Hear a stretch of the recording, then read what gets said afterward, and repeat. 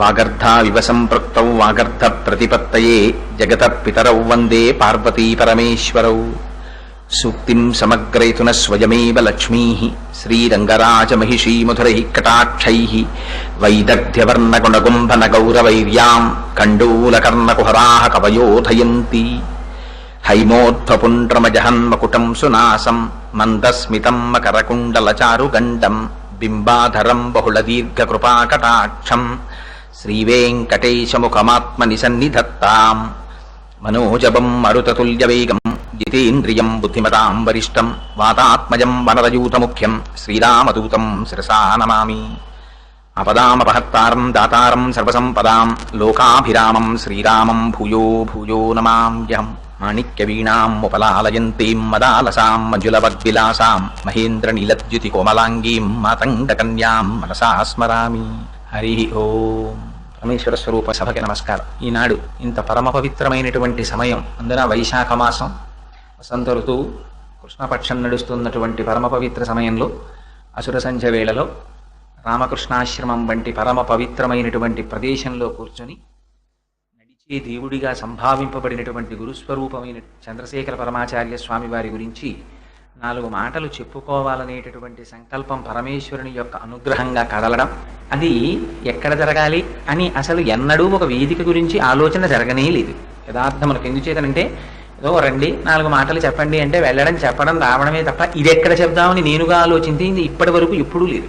ఏమిటో పరమాచార్యుల వారు బహుశా అటువంటి సంకల్పం కల్పించారు. ఒకరోజు కూర్చుని యథాలాపంగా శివాలయంలో స్వామి దర్శనం చేసుకుని వస్తూ మా దొరగారింట్లో ఈ ప్రస్తావన వస్తే, మా దొరగారు అన్నారు, కోటేశ్వరరావు గారు రామకృష్ణ సేవా సమితిలో పెట్టుకుందామండి అన్నారు. తప్పకుండా దొరగారు, అంతకన్నా పరమ పవిత్రమైన ప్రదేశం ఏముంటుంది కనుక తప్పకుండా అక్కడ పెట్టుకుందాం అన్నారు. అది ఆనాడు చేసిన సంకల్పం పరమేశ్వరుని యొక్క నిర్హేతుక కృపాకటాక్ష వీక్షణము చేత సాకార రూపము దాల్చి ఈనాటి సాయంకాలానికి ప్రసంగంగా మారుతోంది. మనం ఇంతకు ముందు భగవంతుని యొక్క కృపచేత రామాయణం, భారతం, భాగవతం మొదలైనటువంటి వాటిలో ఉన్న విశేషాలు, కొన్ని కథావృత్తాంతాలు భగవంతుడు పలికించాడు. కానీ ఒక గురుస్వరూపం గురించి, చంద్రశేఖర పరమాచార్యుల వంటి ఒక మహాపురుషుని గురించినటువంటి ప్రసంగం పూర్తిగా అదే విషయం మీద మాట్లాడడం అనేటటువంటిది ఇదే మొదలు. ఎందుచేత అంటే నాకు జ్ఞాపకం ఉన్నంత వరకు నేను అలాంటి ప్రసంగం ఇప్పటి వరకు చెయ్యలేదు. అది బహుశా భగవంతుని యొక్క కృప. మొన్న ప్రాతస్మరామి స్తోత్రం చేస్తున్నప్పుడు 1కి 10 సార్లు ఎందుకో చంద్రశేఖర పరమాచార్యుల వారు చెప్పినటువంటి విశేషాల్ని ఆ స్తోత్ర వ్యాఖ్యానంలో ఉటంకించడం జరిగింది. ఆ కారణం చేత అందున ఈ కృష్ణపక్షంలో పరమాచార్యుల వారి యొక్క జన్మదినం కూడా రావడం తటస్థించడంతో వారి గురించి 4 మాటలు చెప్పుకోవాలి అనేటటువంటి ఉద్దేశం ఏర్పడింది. మనకి భగవంతుడు ధర్మ సంస్థాపన కోసమని అనేకమైన అవతారములను స్వీకరిస్తూ ఉంటాడు. అజాయమానో బహుధా విజాయతే అని అసలు ఒక శరీరముతో రావలసినటువంటి అవసరం లేనటువంటి పరమాత్మ రాక్షస సంహారము కోసమని ఒక అవతారమును తీసుకుని భూమి మీద నడయాడుతూ ఉంటాడు. పరిత్రాణాయ సాధూనాం వినాశాయ చ దుష్కృతాం ధర్మ సంస్థాపనార్థాయ సంభవామి యుగే యుగే అని ప్రతిజ్ఞ చేశాడే. కానీ అటువంటి స్వరూపానికి గురుస్వరూపానికి చాలా తేడా ఉంటుంది. అది రాక్షస సంహారము చేయవచ్చు, కానీ ఒక గురువు యొక్క స్వరూపం అన్ని విధాలా భిన్నంగా ఉంటుంది. గురువు యథార్థమునకు మనలా కర్మ అనుభవించడం కోసమని చెప్పి శరీరముతో వచ్చినటువంటి వారు కారు. రమణ మహర్షి గురించి వ్యాఖ్యానం చేస్తూ కృష్ణభిక్షు చాలా అందమైన మాట ఒకటి రాస్తారు. జ్ఞానికి ప్రారబ్ధం ఉండదా అని ఒక ప్రశ్న వేసి దాని గురించి ఆయన వ్యాఖ్యానం చేశారు.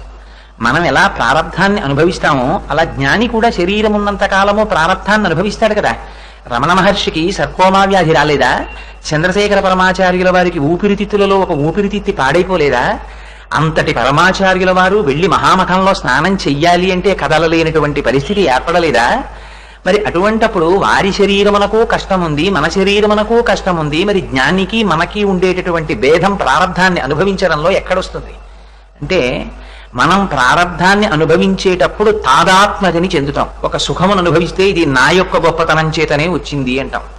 ఒక దుఃఖం వస్తే అయ్యో ఈ దుఃఖము నాకు రాకూడదు, దుఃఖం వచ్చిందని దుఃఖమునకు తాదాత్మ్యత చెందుతాం. కానీ జ్ఞాని యొక్క స్థితి వేరుగా ఉంటుంది. సుఖము కాని దుఃఖము కాని తాను సాక్షి మాత్రంగా ఉంటారు. అయితే ఇలా ఉండడం అనేటటువంటిది అందరికీ అన్ని వేళలా ఆ జ్ఞాన స్థితిలో నిలబడడం అనేటటువంటిది చాలా కష్టం. ఎందుచేతనంటే ఏదో పుస్తకం చదివి అద్వైతం అంటే రెండవది లేనిది, ఉన్నది ఒక్కటే, ఒక్క ఆత్మస్వరూపమే, ఇంకేముంది కనుక అని చెప్పచ్చేమో. కానీ యథార్థమైనటువంటి జీవితంలో అద్వైతానుభూతిని తాను పొందుతూ అద్వైత స్థాయి నుంచి ఒక్క అంగుళం కూడా కిందకి జారకుండా లోపల నిలబడగలగడం అనేటటువంటిది మాత్రం అంత సాధ్యమైన విషయం కాదు.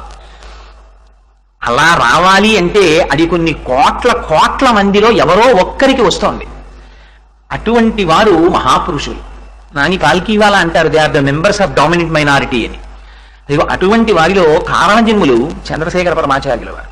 నేను ఈ మాట ఎందుచేతంటున్నానంటే కారణజన్ములు అని, వారికి ఒక గురువు దగ్గర విద్యాభ్యాసం లేదు. మనం చంద్రశేఖర పరమాచార్యుల వారి యొక్క చిత్రాల్ని చూస్తే సాధారణంగా మనం ఇంట్లో చూసేటటువంటి చిత్రాలన్నీ కూడా వారు కాషాయాంబరములు కట్టుకుని చేతిలో సత్యదండాన్ని పట్టుకుని ఇంతంత విభూతి రేఖలు ధరించి ఫలభాగమనందు ఒక పెద్ద కుంకుమ బొట్టుతో అపరశంకరావతారంగా ఉంటారాయన.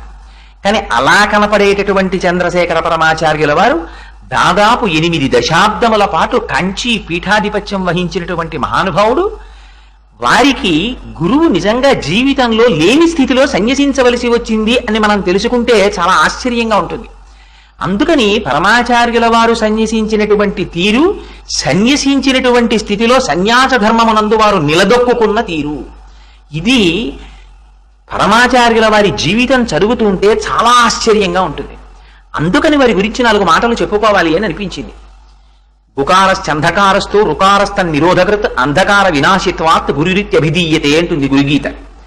ఎవరు అజ్ఞానమును తన యొక్క వాక్పటిమ చేత లేదా వారి యొక్క అనుగ్రహము చేత తొలగించి అనేక జన్మల నుంచి మనం పొందుతున్నటువంటి ఈ శరీర సంబంధాన్ని పోగొట్టగలిగినటువంటి వాగ్జరిని కలిగి ఉండి అజ్ఞానపు తిమిరములను పోగొట్టగలడో అటువంటి వారికి మాత్రమే గురువు అని పిలుస్తారు. అటువంటి వారిలో మహానుభావులు చంద్రశేఖరులు ఒకరు. చంద్రశేఖరుల యొక్క జన్మ చాలా విచిత్రమైనటువంటి స్థితి. ఎందుచేత అంటే వారి తాతగారి పేరు గణపతి శాస్త్రి గారు. ఆ గణపతి శాస్త్రి గారికి 3 కుమారులు. 3 కుమారులలో పెద్దవారి పేరు సుబ్రహ్మణ్య శాస్త్రి గారు. ఆ సుబ్రహ్మణ్య శాస్త్రి గారికి మళ్ళీ 5 కుమారులు. కంచి పీఠంలో ఉన్నటువంటి పరంపరలోనూ చంద్రశేఖర పరమాచార్యుల వారి ఇంటిలోనూ ఒకే రకమైన పోలిక ఒకటి కనపడుతుంది ఒక విషయంలో. ఇక్కడ కూడా వారి తాతగారి పేరు పెద్ద కుమారుడికి పెట్టుకున్నారు. ఇది సాధారణంగా ప్రత్యేకించి కృష్ణా గోదావరి నదీ పరివాహక ప్రాంతములలో సర్వసామాన్యమైనటువంటి విషయం. తాతగారి పేరు పెట్టుకుంటూ ఉంటారు.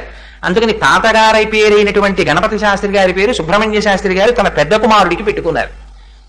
ఆ సుబ్రహ్మణ్య శాస్త్రి గారు చదువుకున్నది మెట్రికులేషన్ 1st క్లాస్లో పాస్ అయ్యారు. స్కూల్స్ ఇన్స్పెక్టర్గా ఆ రోజుల్లో తమిళనాడులో విల్లిపురంలో పనిచేస్తూ ఉండేవారు. ఒక కుమారుడు కుమారుడు కాడు, ఒక కన్ను కన్ను కాదు అని స్వామిమలైలో ఉన్నటువంటి స్వామినాథుడికి మొక్కుకున్నారు. స్వామి నాకు వేరొక కుమారుణ్ణి కూడా కటాక్షించు అని. ఆ స్వామి అనుగ్రహంగా జన్మించినటువంటి 2వ కుమారుడు అనేటటువంటి దీక్ష చేత 2వ కుమారుడికి స్వామినాథుడు అని పేరుంచారు. 2 కుమారుల తర్వాత వేరొక 3 కుమారులు కలిగారు. వారే వరుసగా ఒకరు సాంబమూర్తి శాస్త్రి, వేరొకరు సదాశివ శాస్త్రి, వేరొకరు కృష్ణమూర్తి శాస్త్రి. అలా గణపతి శాస్త్రి, స్వామినాథ శాస్త్రి, సాంబశివ శాస్త్రి, సదాశివ శాస్త్రి, కృష్ణమూర్తి శాస్త్రి అని 5 కుమారులు సుబ్రహ్మణ్య శాస్త్రి గారికి. 5 కుమారుల తర్వాత ఒక ఆడపిల్ల పుట్టింది. ఆవిడికి లలితాంబిక అని పేరు పెట్టుకున్నారు. ఈ 5 కుమారులలో పెద్దవారు గణపతి శాస్త్రి గారు, 2వ వారు స్వామినాథ శాస్త్రి గారు. ఈ స్వామినాథుడే భవిష్యత్ కాలమునందు చంద్రశేఖర పరమాచార్యుల వారు అయ్యారు. ఎంత చిత్రమైనటువంటి స్థితి అంటే, ఆ పిల్లవాడు పుట్టిన తరువాత మాటలు మాట్లాడుతుంటే మనం పంచవన్నెల చిలుక మాటలు అంటుంటాం. పంచవన్నెల చిలుక మాట్లాడితే ఎంత అందంగా ఉంటుందో అంత అందంగా మాట్లాడేవారట చిన్నప్పటి నుంచి. అలా మాట్లాడతాడు కనుక వాళ్ళది కర్ణాటక నుంచి వచ్చినటువంటి కుటుంబం కనుక కన్నడ భాషలో గిని అంటే పంచవన్నెల చిలుక అని పేరు. అందుకని గిని గిని అని పిలుచుకుంటూ ఉండేవారు ఆ పిల్లవాడిని. ఆ పిల్లవాడు ముద్దులు మూట కడుతూ చక్కటి మాటలు మాట్లాడుతూ తల్లిదండ్రులతో సంతోషంగా కాలం గడుపుతున్నాడు. అలా గడుపుతుండగా వాళ్ళ నాన్నగారికి తరచు బదిలీలు జరుగుతుండేవి, ప్రభుత్వోద్యోగంలో ఉన్నారు కనుక. అందుచేత విల్లిపురం, తిండివనం, చిదంబరం, ఫిరంగిపురం మొదలైన అనేక ప్రాంతాల్లో తిరుగుతూ ఉండేవాడు. ఎవ్వరికీ జీవితంలో తటస్థించనటువంటి ఒక సంఘటన, అట్లాంటి సంఘటన జరిగినా దానిలోంచి అంతటి ప్రేరణ పొందడానికి కావలసినటువంటి అవకాశము లేనటువంటి స్థితిలో 3వ సంవత్సరంలో స్వామినాథుడి జీవితంలో ఒక మహోత్కృష్టమైన సంఘటన జరిగింది. ఒక రోజు రాత్రి తల్లిదండ్రులతో పిల్లవాడు నిద్రపోతున్నాడు. నిద్రపోతుంటే వీళ్ళు కాపరం ఉంటున్నటువంటి పక్క ఇంట్లో పెద్ద అలజడి వినపడింది. ఆ ఇంటిలో ఉంటున్న వారు ఇంటికి తాళములు వేసి ఊరు వెళ్ళారు. లోపల గిన్నెలన్నీ మూట కడుతున్నట్టుగా గిన్నెలు మీద పడిపోతున్నట్టు కింద పడిపోతున్నట్టు పెద్ద చప్పుడు. అయితే ఇంట్లోకి ఎవరో దొంగలు ప్రవేశించారు, ఏ విధమైన భయం లేకుండా ఇంట్లో ఉన్న సామానంతా మూట కట్టేస్తున్నారని ఒక్కరూ వెళ్ళి ఎదిరించడానికి వీలు లేదు. సందులో ఉన్న వాళ్ళందరూ బయలుదేరి ఎవరి చేతికి దొరికినటువంటి ఆయుధం వాళ్ళు పట్టుకుని రండి, వెళ్ళి ఆ తలుపులు పగలగొట్టి లోపల ఉన్నటువంటి దొంగల్ని పట్టుకుందామని వెళ్ళారు. ఎప్పటికో అప్పటికి దొంగలు పని పూర్తి చేసుకుని బయటికి రావాలి కదా, అందుకని ఆ ద్వారం దగ్గర ఎదురు చూస్తున్నారు ఊళ్ళో ఉన్న వాళ్ళందరూ. ఎంతకీ లోపల ఉన్న దొంగలు బయటికి రారు కదా, లోపల చప్పుడు ఎక్కువైపోతోంది. ఇంతసేపు చప్పుడు చేస్తారా దొంగలు ఎక్కడైనా, పైగా ఈ బయట ఇంత పెద్ద కోలాహలం వినపడుతుంటే. కాబట్టి ఇది దొంగతనం కాదు, లోపల దొంగలు లేరు, ఏదో ఒక విచిత్రమైన పరిస్థితి ఏర్పడింది అని నిర్ణయించుకొని మొత్తానికి ఆ వీధిలో ఉన్న వాళ్ళల్లో కొంతమంది సాహసవంతులైన వాళ్ళు తలుపులు పగలగొట్టి లోపల చూశారు. చూస్తే ఆ ఇంటిలో ఉన్నటువంటి వాళ్ళు ఊరు వెళ్లిపోయే ముందు ఒక పాత్రలో బెల్లపు పాకాన్ని కాచుకుని ఆ పానకాన్ని వేరొక మధుర పదార్థంలోకి కలుపుకుని మిగిలిపోయిన పానకాన్ని కడక్కుండా పాత్రని విడిచిపెట్టి వెళ్ళిపోయారు. ఆ పాత్రకి మూతి ఇరుగ్గా ఉంది, లోపల విశాలంగా ఉంది. ఒక పిల్లి ఆ ఇంట్లో ప్రవేశించి ఆ పాకం కోసమని తలని బలవంతంగా లోపల పెట్టింది, పాకం నాకేసింది. పిల్లి కళ్ళు మూసుకుని పాలు తాగుతుంది అని ఒక సామెత కదా. నాకేసిన తరువాత అందులోంచి తలని బయటికి తీసుకోవాలనుకుంది, కానీ ఆ తల బయటికి రాలేదు. పాత్రలో తల ఉండిపోయినటువంటి పిల్లికి భీతాహం పుట్టి అటువైపు ఇటువైపు దూకడం మొదలెట్టింది. ఆ తలకున్నటువంటి గిన్నె చాలా దట్టమైనటువంటి లోహంతో చేయబడింది. అది వెళ్ళి అన్ని గిన్నెలకి తగులుతోంది, పిల్లి కింద పడుతోంది, లేస్తోంది, బిందెలు కింద పడిపోతున్నాయి, పెద్ద చప్పుడు వస్తోంది. దాని తలకి ఊరిపోయినటువంటి పాత్ర ఊడి కింద పట్టలేదు. సరే, అప్పుడు ఈ లోపలికి వెళ్ళిన వాళ్ళందరూ ఆ పిల్లి పరిస్థితిని చూసి బెదిరిపోయిన పిల్లి కనుక పట్టుకోవడానికి వీలు లేకుండా ఉంది. మొత్తానికి దాన్ని పట్టుకున్నారు. పిల్లిని ఓ స్తంభానికి వేసి కట్టి నలుగురు కలిసి దాని తలకున్న పాత్ర లాగేశారు. ఆఖరిగా పిల్లి ముఖానికి ఉన్నటువంటి పాత్ర ఊడిపోయింది, పిల్లి వెళ్ళిపోయింది. చిత్రం ఏమిటో తెలుసా అండి, ఈ పాత్రలో ముఖం దూర్చుకున్నటువంటి పిల్లి యొక్క వృత్తాంతాన్ని ఆనాడు చూసినటువంటి వాళ్ళు కొన్ని రోజుల పాటు చెప్పుకుని నవ్వుకున్నారు. ఒక 3 సంవత్సరముల బాలుడు స్వామినాథుడు మాత్రం ఈ సంఘటన గురించి రాత్రి పడుకుని ఆలోచించాడు. సమస్త మానవాళి ఆశ అనబడేటటువంటి పాత్రలో ఇలాగే ఇరుక్కుంటోంది. ఇరుక్కుని దారి తెన్ను కనపడక కొట్టుకుంటున్నారు. ఈనాడు పిల్లికి జరిగినది నా జీవితానికి పెద్ద తేడా ఏమిటి? శంకరులు అంటారు భజగోవిందంలో, నలినీదలగత జలమతి తరళం తత్వజ్జీవితమతిశయ చపలం విద్యుర్వ్యాధ్యభిమానగ్రస్తం లోకం శోకత హంత సమస్తం అంటారు. తామరాకు మీద నీటి బొట్టంతటి బుద్ధుడమైన జీవితం. ఈ జీవితంలో వీడికి ఎడతెగని అనుబంధాలు, ఆ అనుబంధాల్లో మళ్ళీ అయిన వాళ్ళకు వచ్చేటటువంటి రోగాలు రొచ్చులు, వీటితో వీడి జీవితం ఇలాగే గడిచిపోతోంది. నా దృష్టిలో వీళ్ళందరూ ఏనాడో మరణించారన్నారు. ఈ ఆశాపాశముల చేత తగులుకొనబడినటువంటి జీవుల యొక్క దైన్య స్థితిని ఆ పానక పాత్రలో తలపెట్టినటువంటి పిల్లిలో చూశారు ఆ స్వామినాథుడు. చూసి ఆనాడు వారికి జీవితంలో మొట్టమొదట ఆశ అనేటటువంటి దాని మీద అసహ్యం పుట్టింది. ఎంత చిత్రమో చూడండి. ఎక్కడ పిల్లి అందరికన్నా ఎక్కువ ఆనందం అనుభవించవలసింది ఆ సంఘటన చేత పిల్లవాడు. ఈ పిల్లవాడికి వైరాగ్యం ఏర్పడుతోంది. పెద్ద పెద్ద వాళ్ళందరూ గృహస్థాశ్రమంలో ఉన్నవాడు సంతోషంగా ఉన్నవారు ఆ కథ చెప్పుకుంటూ. ఇది జరిగిపోయిన తర్వాత ఈ కథ ఎన్ని సంవత్సరాలు గుర్తుపెట్టుకున్నారో తెలుసా అండి పరమాచార్యులు వారు? 70వ సంవత్సరం వారికి వచ్చిన తరువాత ఒకనాడు ఉపన్యాసం చెప్తూ ఈ కథని గుర్తు తెచ్చుకుని కొంతసేపు ధ్యానమగ్నులైపోయారు. అయిపోతే ఈ సంఘటన వారు ఉపన్యాసం చెప్పి 2 రోజులు అవలేదు, వారు విడిది చేసినటువంటి ఇంట్లో పిల్లి వచ్చి మళ్ళీ పాలపాత్రలో అలాగే ముఖం దూర్చేసింది. దూరిస్తే ఆశ్రమంలో ఉన్న వాళ్ళు అన్నారు, ఇదెక్కడి విచిత్రం స్వామి, మీరు మొన్నటి రోజున ఉపన్యాసంలో ఈ విషయం చెప్పారు, మళ్ళీ ఇప్పుడు ఇదిగో ఇటువంటి సంఘటన జరిగింది. మేము ఇంకెప్పుడూ కూడా పిల్లులు పాత్రలో ముఖం పెట్టకుండా మరచెంబులు తీసుకొచ్చి ఆ మరమూతలు బిగిస్తా ఉన్నారు. అందరు శిష్యులు ఈ మాట అన్నాక పరమాచార్యులు వారు అన్నారు, మరమూతలు పెట్టకండి, విశాలమైన పాత్రలలో పాలు పొయ్యండి, కావలసినవి తాగి పిల్లులు వెళ్ళిపోతాయన్నారు. ఆ మాటలో ఎంత తేడాయో చూడండి. పాలెలా దాచుకుందామని ఆశ్రమంలో ఉన్న వాళ్ళు చూసుకుంటున్నారు, వాళ్ళందరూ పరమాచార్యులు వారి చుట్టూ చేరిన వాళ్ళు. ఆశ్రమంలో చేరిపోయి ఉన్నంత మాత్రం చేత వైరాగ్య సిద్ధి కలిగిపోయినట్టు కాదు. రమణులు ఆశ్రమం స్థాపించినటువంటి కొత్తల్లో, మళ్ళీ రమణులు ఎప్పుడు ఆశ్రమం స్థాపించాలంటే ఒప్పుకునేవారు కాదు. ఆశ్రమం ఏర్పడినటువంటి కొత్తల్లో కొత్తగా వచ్చి చేరినటువంటి వారిని చూసి పాతవారికి కొంచెం అసూయగా ఉండేది. వీళ్ల ప్రాబల్యం పెరిగిపోతోందని రమణుల దగ్గరికి వెళ్ళి చాడీలు చెప్తూ ఉండేవారు. చెప్తుంటే ఒకనాడు రమణులు మధ్యాహ్న భోజనం అయిపోయిన తరువాత విడిదిలోకి వస్తున్నారు. వస్తుంటే అంతకు ముందు ఆశ్రమంలో ఉన్నటువంటి కుక్క అక్కడ పడుకునుంది. కొత్తగా ఒక కుక్క గేటు దాటి లోపలికి వస్తోంది. కొత్తగా లోపలికి వస్తున్నటువంటి కుక్కని చూసినటువంటి పాత కుక్క గభాలను నిద్రలేచి విశేషమైన వేగంతో ఎదురెళ్లి దాని మీద పడి పోరాటం చేస్తోంది. రమణులు ఒక్కసారి పాత శిష్యుల వంక కొత్త శిష్యుల వంక చూసి అన్నారు, కుక్కలు కదా కొత్త వాటిని సహించవు, దెబ్బలాడుకుంటాయన్నారు. ఇంకా తరువాత ఆశ్రమంలో ఎప్పుడూ దెబ్బలాట జరగలేదు. మహాత్ముల యొక్క ఆలోచన, మహాత్ముల యొక్క మాటలు అంత విశాలంగా ఉంటాయి. అందుకే మనం ఎవరం ఊహించలేము మహాపురుషుల యొక్క స్థితి. ఆశ్రమంలోనే ఉండేవాడు ఒక ఆయన, కంచిపీఠంలో వంటశాలలో ఉద్యోగం చేస్తుండేవాడు. ఒక రోజున ఎవరూ చూడకుండా పట్టుకుపోదామనేటటువంటి ఉద్దేశంతో ఆశ్రమంలో ఉన్న మినప్పప్పు 4 షేర్లు మూట కట్టి తలకంటే తలగడాలా పెట్టుకు పడుకున్నాడు. అందరూ పడుకుంటే మూటకు బయటికి వెళ్ళిపోదామని. ఆశ్రమంలో ఉన్నటువంటి మేస్త్రి చూసి పరమాచార్యుల వారికి చెప్పాడు, స్వామి వీడు మినప్పప్పు పట్టుకుపోతున్నాడు. పరమాచార్యులు వారు అన్నారు, ఆ దోషం వాడిది కాదు మనది.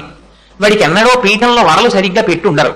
అందుకని రేపటి రోజున ఈ మినప్పప్పు నానపోసి రుబ్బి అందులో జీలకర్ర కొత్తిమీరి అవి బాగా వేసి ఎక్కువ గార్లు తయారు చేసి అందరి సమక్షంలో వీడు కడుపు నిండా తినేటట్టుగా ఆ వరలు పెట్టండి, మన దోషం పోవాలి ముందన్నారు. అందరిలో కూర్చోపెట్టి వాడికి వరలు తినిపించారు. అందుకని మనం ఒక దృష్టితో చూస్తాం, వారు ఒక దృష్టితో చూస్తారు. అందుకని 3వ సంవత్సరంలోనే ఒక పిల్లి పాత్రలో తల పెడితే ఆ పిల్లవాడి యొక్క మనస్సు మీద ఆ విధమైనటువంటి వాతావరణం ఏర్పడింది. అటువంటి ప్రతిస్పందన ఆయనలోంచి వచ్చింది. అది దాటిపోయింది. 5వ సంవత్సరం వచ్చినప్పుడు పరమాచార్యుల వారి జీవితంలో ఒక విచిత్రమైన సంఘటన జరిగింది. వాళ్ళ తండ్రి గారు చిదంబరంలో ఉత్సవాలు చూడడం కోసమని వెళ్ళారు.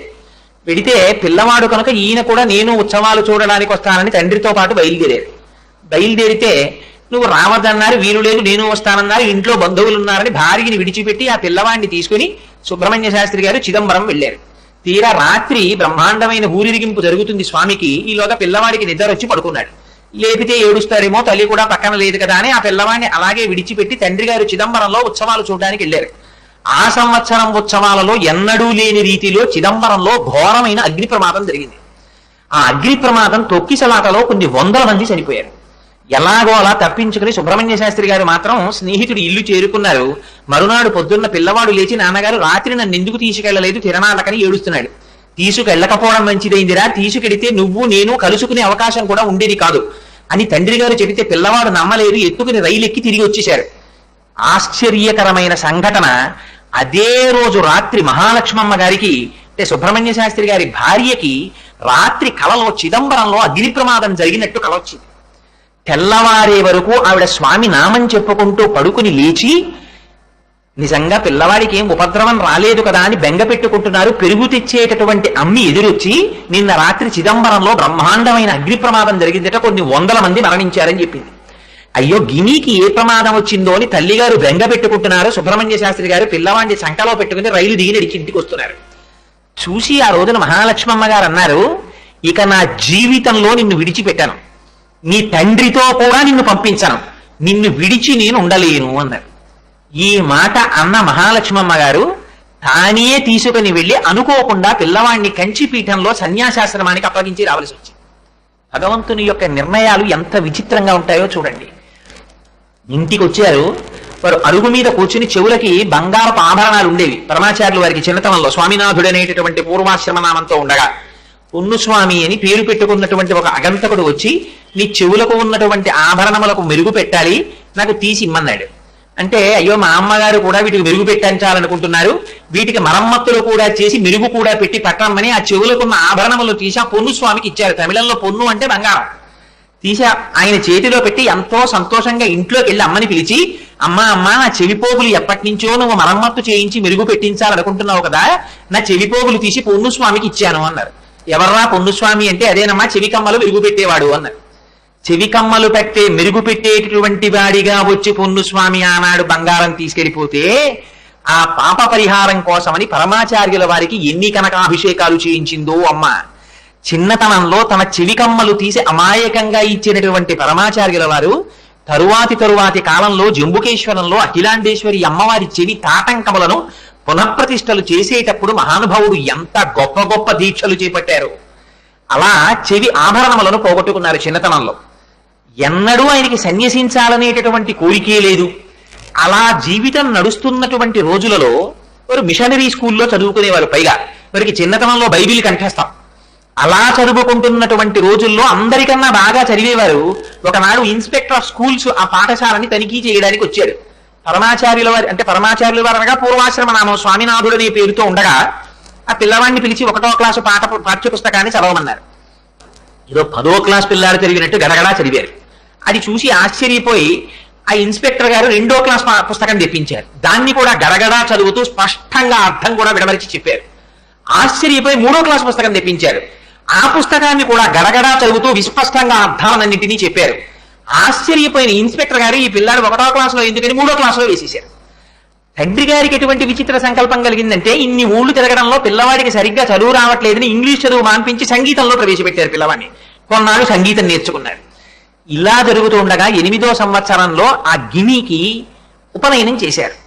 ఆ ఉపనయనం చేస్తున్నటువంటి సందర్భంలోనే కంచి పీఠానికి 66వ పీఠాధిపతి పేరు 64వ పీఠాధిపతి పేరు కూడా చంద్రశేఖర పరమాచార్యుల వారి. ఆ చంద్రశేఖరేంద్ర సరస్వతి స్వామి వారు అక్కడ దగ్గర ఉన్నటువంటి ప్రాంతములలో పర్యటిస్తూ ఉండగా వారికి కబురు చేశారు. ఇలా మా అబ్బాయికి ఉపనయనం జరుగుతోంది అన్న కబురు పంపిస్తే ఆయన మంత్రాక్షతలని పంపించారు. ఆ మంత్రాక్షతలు పిల్లవాడికి ఆశీపూర్వకంగా శిరస్సును ఉంచారు. 8వ సంవత్సరంలో ఉపనయనము జరపబడినటువంటి పిల్లవాడు ప్రతిరోజు సంధ్యావందనం చేసేవాడు. చిన్నతనంలో స్వామినాథుడు కోటు వేసుకునేవాడు. కోటు వేసుకుని ఏటిగట్టుకు వెళ్ళి ఆడుకుని ఇంకా అసుర సంధ్య వేళ అయిపోతోంది అనగానే ఆ కోటు చొక్కా వేసుకున్నటువంటి నిక్కరు విప్పి అవతల పారేసి గభాలన ఏట్లో దూకేవాడు.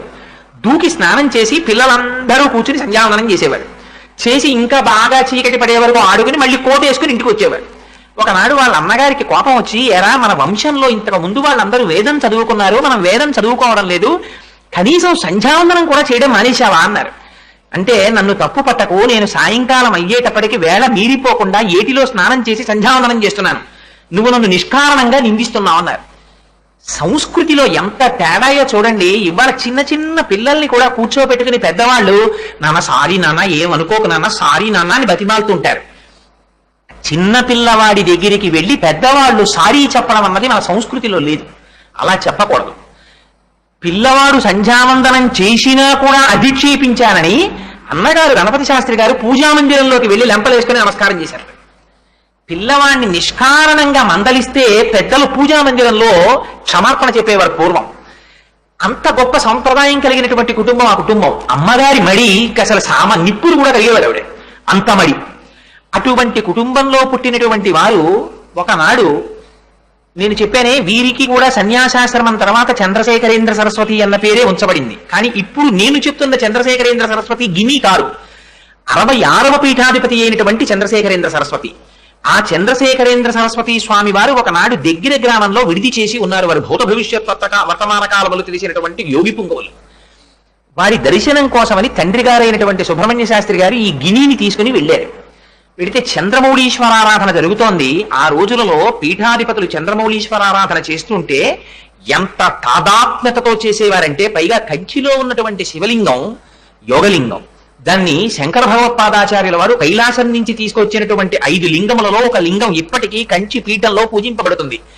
ఆ లింగాన్ని పూజించేటటువంటి పీఠాధిపతి అయినటువంటి సన్యాసి వివాహము లేకుండా బాల్యము నుంచే సన్యసించిన వాడై ఉండాలి. కంచి పీఠానికి అదో నియమం ఉంది. అందుకని 9 కాలముల యందు కూడా పూజ చేస్తుండేవారు, 6 కాలముల యందు పూజ చేస్తుండేవారు.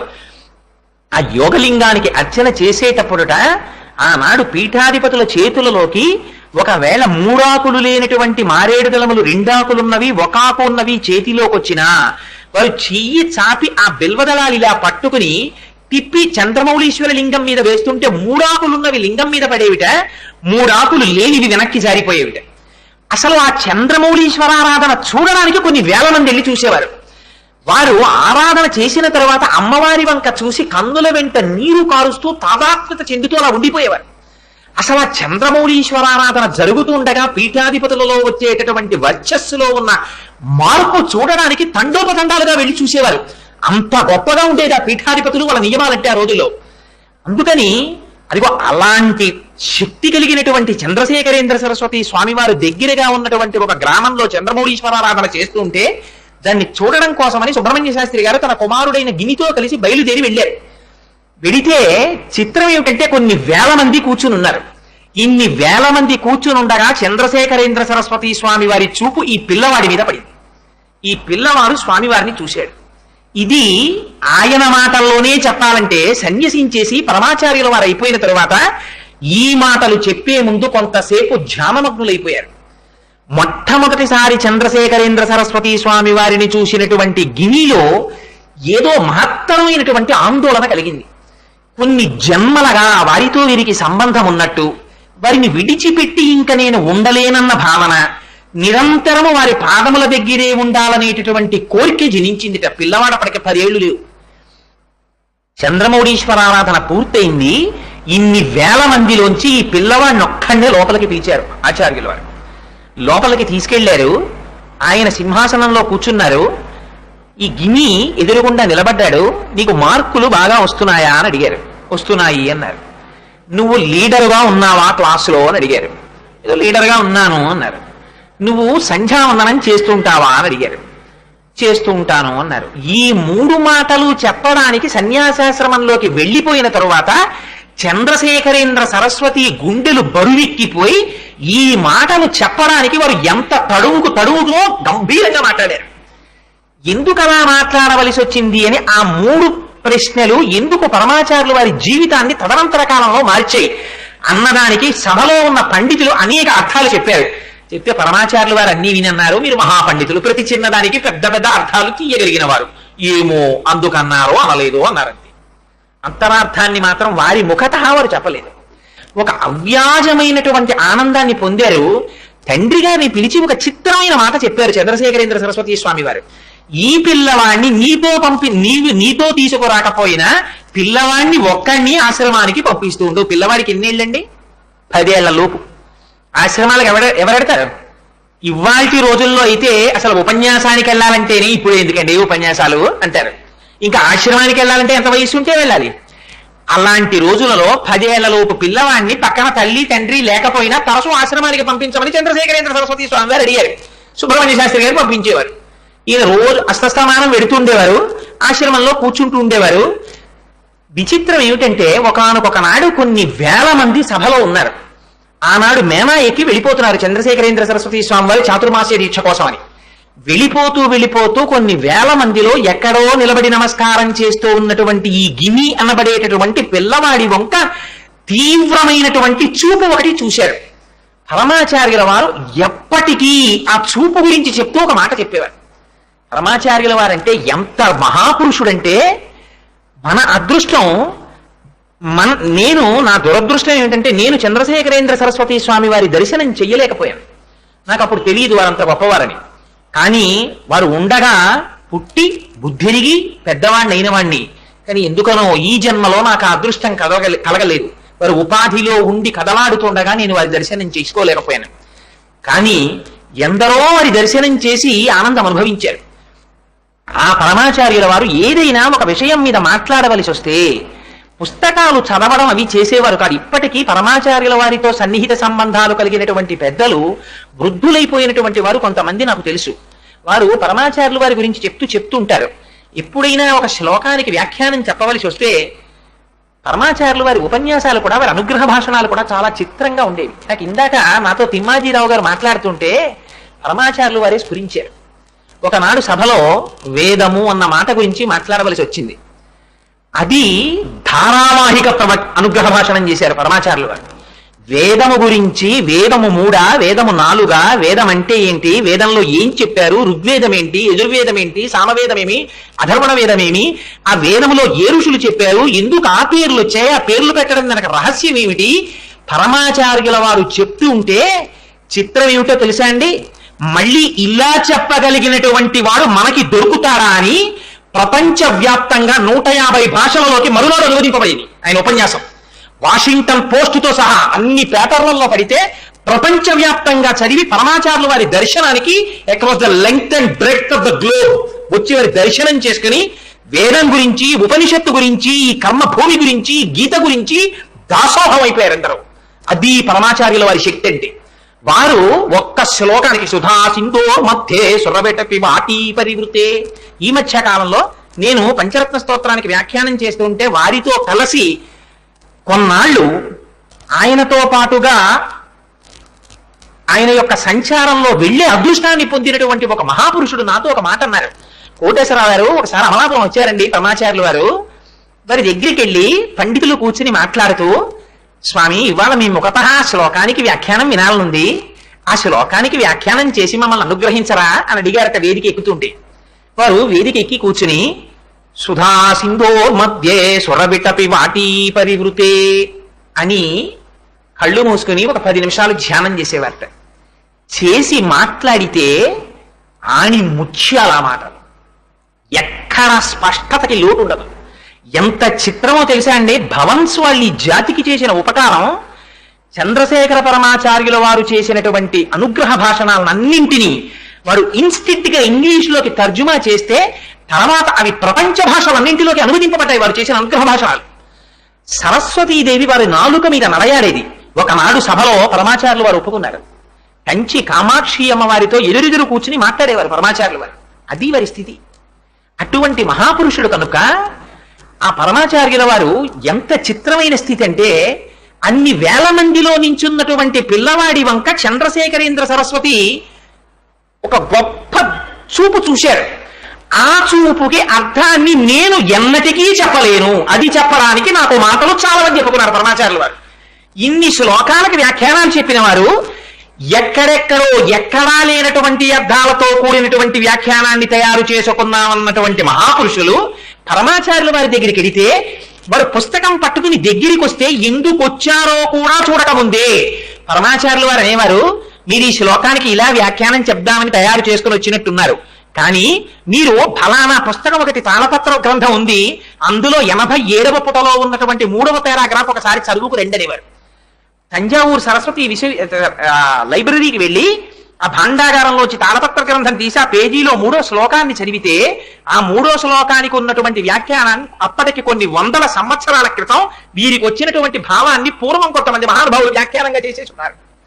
ఎక్కడ తెలిసేదో, వచ్చిన వారు ఎందుకు వచ్చారో ఎలా తెలిసేదో తెలియదు. అటువంటి స్థితిని పొందిన మహాపురుషుడు ఆనాడు చంద్రశేఖరేంద్ర సరస్వతి నన్ను చూసినటువంటి చూపులకు అర్థాన్ని నేను చెప్పలేను, నాకు భాష చాలదన్నారు.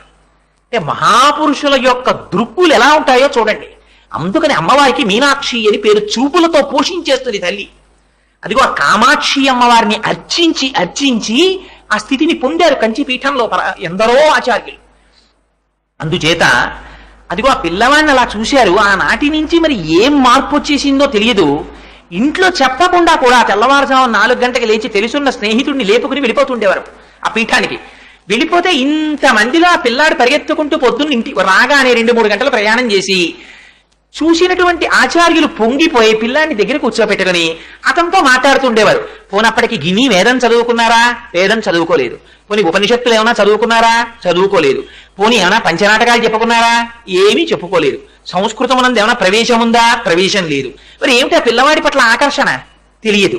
ఇలా వెళ్ళిపోతుండేవారు. పీఠాధిపతితో 2 రోజులు గడిపేసిన తర్వాత చిత్రం ఏమిటంటే, పాపం ఈయన పీఠాధిపతి దర్శనం కోసమని పరిగెడుతుంటే ఆ రోజుల్లో పీఠాధిపతులు వెడుతుంటే చక్రవర్తులు వెడుతున్నట్టుగా వెడుతుండేవి. ఏనుగులు, ఒంటెలు, గుర్రాలు, రథాలు, పెద్ద పరివారం, ఇంతమంది వెళ్ళేవారు. పాపం నడవలేక ఒకనాడు గిని వెళ్ళి నన్ను గుర్రబండి ఎక్కించుకోమని అడిగారు. కార్వార్ అని పీఠానికి వెళ్ళేటటువంటి పరివారానికి అధిపతి ఉంటారు. అడిగితే ఆయన అన్నారు, శ్రీపీఠపు పరివారములకు తప్ప గుర్రపు బండ్లు వేరొకరికి ఉపయోగించడానికి వీల్లేదు, నిన్ను ఎక్కించుకోమన్నారు. 11 ఏళ్ల పిల్లాడు కాలినడకన పరిగెత్తుకుంటూ అక్కడికి వెడితే ఆ విడిది చేసినటువంటి స్వామివారు చూసి పొంగిపోయి కార్వారిని పిలిచి గుర్రపు బండి ఎక్కించి 2 రోజుల తర్వాత ఇంటికి పంపించారు ఆ పిల్లాన్ని. అలా పీఠాధిపతితో ఏదో తెలియనటువంటి గొప్ప అనుబంధం ఏర్పడిపోయింది. ఇలా ఏర్పడినటువంటి కొన్నాళ్ల తర్వాత గిని పెద్దమ్మ గారి కుమారుడు ఒక ఆయన ఉండేవారు. ఆయన ఎప్పుడు వేదం చదువుకోవడం తప్ప అసలు ఇంగ్లీష్ చదువు అన్నది చదువుకోలేదు. పైగా చిత్రం ఏమిటంటే ఆయన కోప్పడడం నా జీవితంలో నేను చూడలేదు అని చెప్పుకున్నారు పరమాచార్యులు వారు. అటువంటి వారు చంద్రశేఖరేంద్ర సరస్వతి స్వామి వారితో ఉండి చంద్రమౌళీశ్వరారాధనలోనూ నైవేద్యాల్లోనూ పాలు పంచుకుంటూ ఉండేవారు. చాలా అంతరంగికమైనటువంటి సేవకుడిగా ఉండేవారు ఆచార్యుల వారికి. అలాంటి వారు వేదం చదువుకోవడం కోసమని వీరు కుంభకోణంలో ఉండగా వీరింట్లోనే ఉండి చదువుకుంటున్నారు. అంటే గిని యొక్క పెద్దమ్మ గారి కుమారుడు ఆయన అలా ఉండి వేదం చదువుకుంటున్నటువంటి రోజులలో ఒకనాడు ఒక ఆశ్చర్యకరమైన సంఘటన జరిగింది. చంద్రశేఖరేంద్ర సరస్వతి స్వామి వారికి 1000 గ్రామాల స్వామివారిని పేరు. ఉన్న ఊళ్ళో ఉండేవారు కాదు, అన్ని గ్రామాలు పర్యటిస్తూ ఉండేవారు. ఆ పర్యటనలు చేస్తున్నటువంటి సమయంలో ఒకనాడు వారికి మశూచి వచ్చింది. ఆ మశూచి వస్తే ఆ రోజుల్లో ప్రభుత్వపు యొక్క నిబంధనలు కూడా అలాగే ఉండేవి. ఎవ్వరూ దగ్గరికి వెళ్ళడానికి కూడా వీల్లేదు. ఆఖరికి చంద్రశేఖరేంద్ర సరస్వతి స్వామి వారి యొక్క ఆంతరంగిక పరివారం కూడా దగ్గరికి వెళ్ళి ముట్టుకునేవారు కాదు. అప్పుడు ఈ గిని గారి యొక్క పెద్దమ్మ గారి కుమారుడు ఆయన మాత్రం స్వతంత్రించి, నా శరీరం పడిపోయినా నాకు బాధ లేదు, నేను నా గురువు గారి సేవ మాత్రమే చేసుకుంటాను అని వెళ్ళి మశూచితో బాధపడుతున్నటువంటి చంద్రశేఖరేంద్ర సరస్వతి స్వామి వారి యొక్క శుశ్రూష చేస్తున్నారు. చేస్తుంటే స్వామివారికి అప్పటికి 40 సంవత్సరాలు, చంద్రశేఖరేంద్ర సరస్వతి స్వామికి. ఆయన శరీరం ఇంకా పడిపోతుంది అని నిర్ణయానికి వచ్చేశారు. గినికి కబురు చెయ్యమన్నారు. అతనికి సన్యాసం ఇస్తాను, నా తర్వాత పీఠాధిపత్యం అతనికి ఇస్తానన్నారు. అంటే ఆశ్రమంలో ఉన్నటువంటి పండితులు, ఉన్నతాధికారులు ఆశ్చర్యపోయారు. ఆ పిల్లవాడికి గట్టిగా 13 సంవత్సరాల వయస్సు, సంస్కృతం చదువుకోలేదు, వేదం చదువుకోలేదు, గురుముఖత విద్య లేదు, సంధ్యావందనం తప్ప వేరొకటి తెలియదు, గట్టిగా చంద్రమౌళీశ్వరారాధన చెయ్యడం కూడా చేత కాదు, మేరువుని అర్చించడం అంతకన్నా చేత కాదు. పైగా చదువుకున్న చదువు చూస్తే ఇంగ్లీష్ చదువు, అది కూడా మిషనరీ స్కూల్లో చదువుకున్నవాడు. తండ్రి గారు చూస్తే ఇంగ్లీష్ ఉద్యోగం చేసుకుంటున్నాడు. ఇంగ్లీష్ ఉద్యోగం అంటే ఆ రోజుల్లో బ్రిటిష్ వాళ్ళ దగ్గర ఉద్యోగం చేసుకుంటూ అనేక ఊళ్ళు తిరిగినవాడు. వేదమునందు కానీ ఇటువంటి పీఠముల యందు కానీ మక్కువ ఉన్నట్టుగా కనపడినవాడు కాడు. పెద్దమ్మ గారు అబ్బాయి నిరంతరం మీకు శుశ్రూష చేస్తున్నాడు, ఆయనకి సన్యాసం ఇచ్చి పీఠాధిపత్యం ఇమ్మన్నారు. తలలో నాల్క.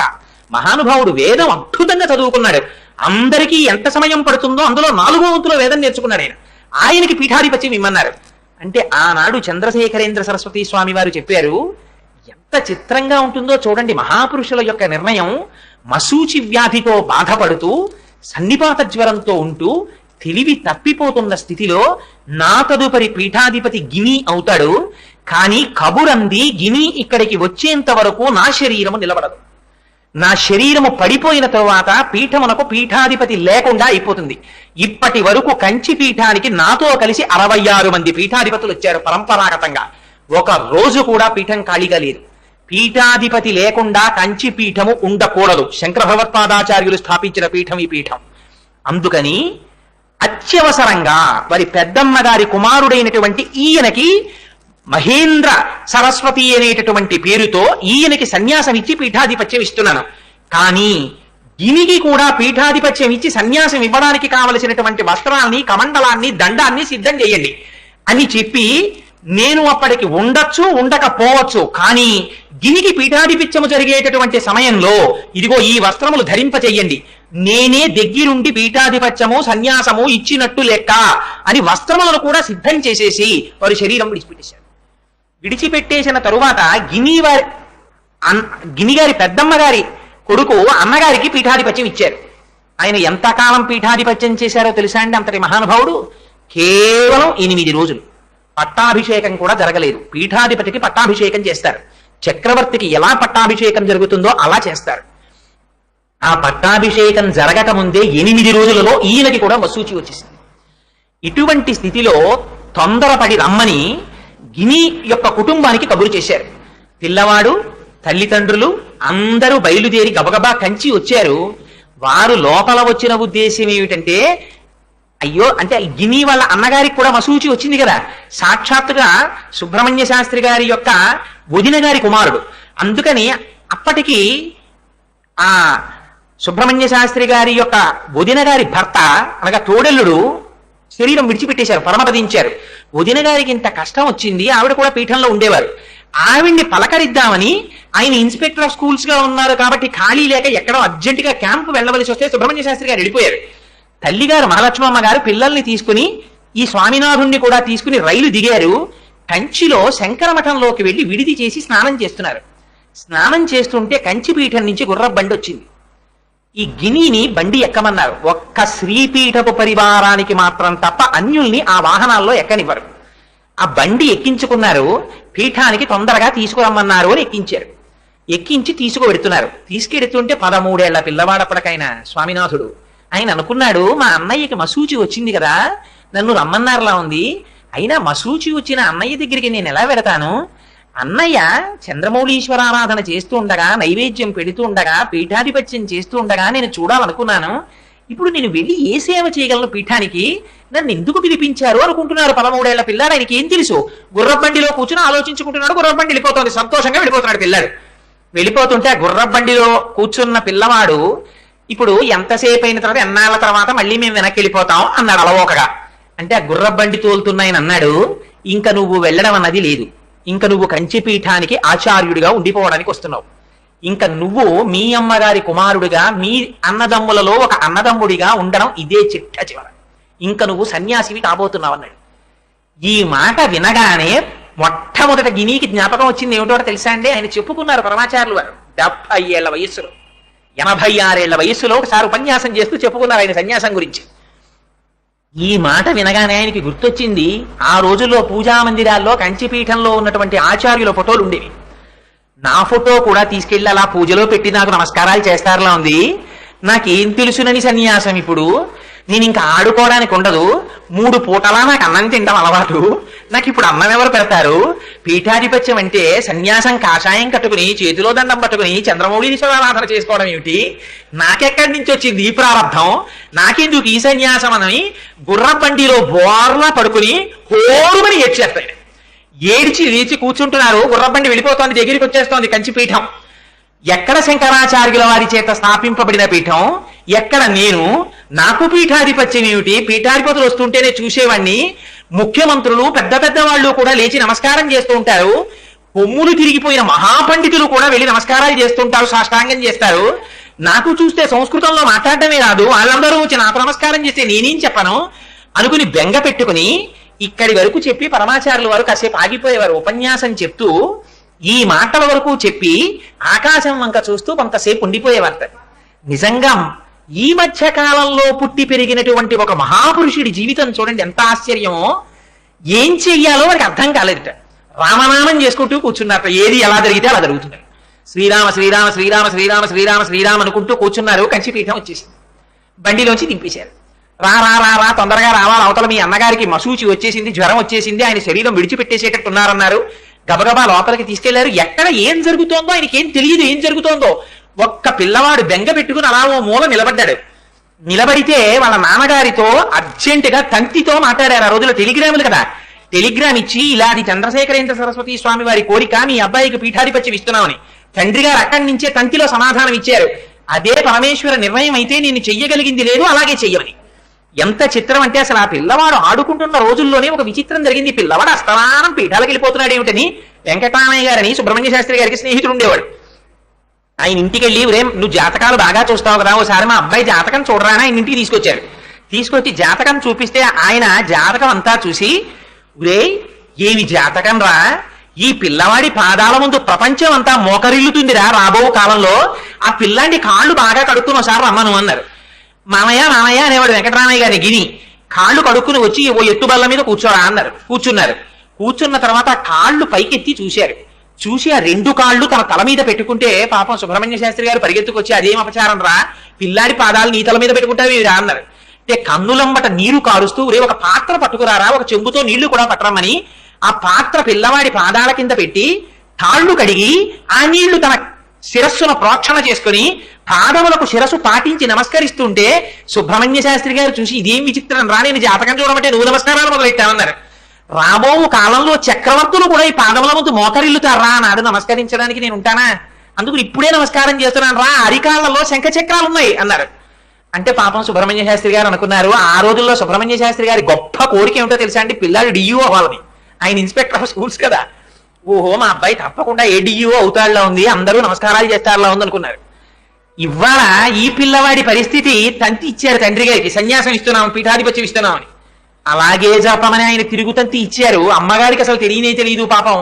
ఆవిడ అక్కడ శంకరాచార్యుల వారి మఠంలో ఉన్నారు. మఠం నుంచి బయలుదేరి గుర్రబండిలో వస్తున్నారు ఆవిడ. ఇక్కడ ఈ పిల్లవాడిని కూర్చోబెట్టారు, శిరోగుండమని చేయించేశారు. కాషాయాంబరాలు కట్టేశారు. చంద్రశేఖరేంద్ర సరస్వతి స్వామి వారు ఇచ్చిన కాషాయం కట్టేసి చేతికి సత్యదండం ఇచ్చారు. ఇస్తే 13 సంవత్సరాల పిల్లవాడు ఇలా సత్యదండం చేత్తో పట్టుకుని కాషాయం కట్టుకున్నారు. పీఠాధిపతి ప్రమదించాడు. తనకి ముందున్నటువంటి 67వ పీఠాధిపతి. 8 రోజులు మాత్రమే ఉన్నారని చెప్పానే గినిగారి అన్నగారు. ఆయన శరీరం విడిచిపెట్టేశారు.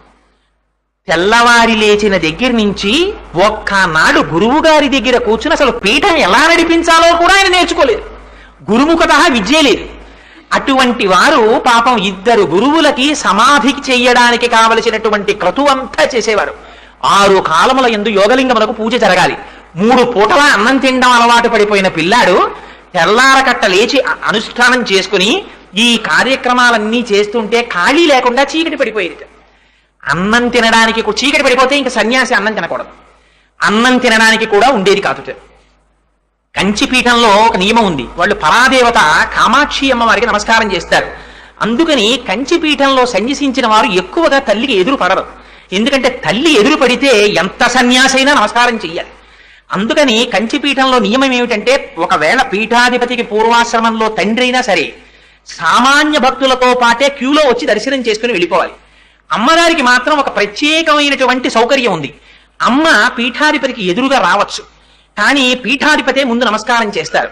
అందుకని తరచూ పీఠాధిపతులు అమ్మ యొక్క దర్శనం చేయరు. తరువాతి కాలంలో చంద్రశేఖరేంద్ర సరస్వతి స్వామి వారు పర్యటనలకు వెడితే మా అబ్బాయి ఇప్పుడు అంతంత ప్రసంగాలు చేస్తున్నట్ట విందామని వాళ్ళ అమ్మగారు వచ్చి చాటునా మాటునా వింటున్నారని తెలిస్తే అర్థంతరంగా అక్కడి నుంచి మారిపోయి వేరే ఊరు వెళ్ళిపోయేవారు పరమాచార్యులు వారు. ఎందుకని అంటే అమ్మ ముఖంలోకి చూస్తే పూర్వాశ్రమపు వాసనలు లోపలికి మళ్ళీ వస్తాయేమో అని. 13 ఏళ్ల పిల్లవాడు సన్యాసం తీసుకుంటే పరమాచార్యులు వారు చెప్పుకున్నారు, నేను తీసుకున్న సన్యాసం వైరాగ్యంతో తీసుకున్నది కాదు. నాకు ఎందుకంటే వైరాగ్యం అంటే ఏమిటో తెలియదు అసలు ఆ వయస్సులో. పోనీ శంకరాచార్యుల వారిలా ఏ నీళ్లలోనో కాలికి మొసలు పట్టుకుని సన్యాసం తీసుకున్నానా అంటే అసలే తీసుకోలేదు. అలాగా నాకు అసలు సన్యాసం అంటే ఏమిటో తెలియనటువంటి రోజులలో సన్యాసం నన్ను వరించి వచ్చి పట్టుకుంది. నేను సన్యాసం తీసుకున్నాను. ఆ రోజులలో ఆయన బెంగ ఒక్కటేట. అమ్మ బాబోయ్, ఆదిశంకరాచార్యుల వారు అధిష్ఠించినటువంటి పీఠం, మహామహులైనటువంటి వారు అధిష్ఠించినటువంటి పీఠం. ఈ పీఠంలో నేను పీఠాధిపతిగా కూర్చోవడం వల్ల వారి పేరుకి కలంకం రాకూడదు, నేనంత జాగ్రత్తగా ప్రవర్తించాలనుకున్నారట. దీనికి శంకరాచార్యుల వారి కృపే నాకు అండగా నిలబడుగాక అనుకున్నారు. 13 సంవత్సరముల పిల్లవాడు. మీరు ఆలోచించండి ఎలా ఉంటుందో పరిస్థితి.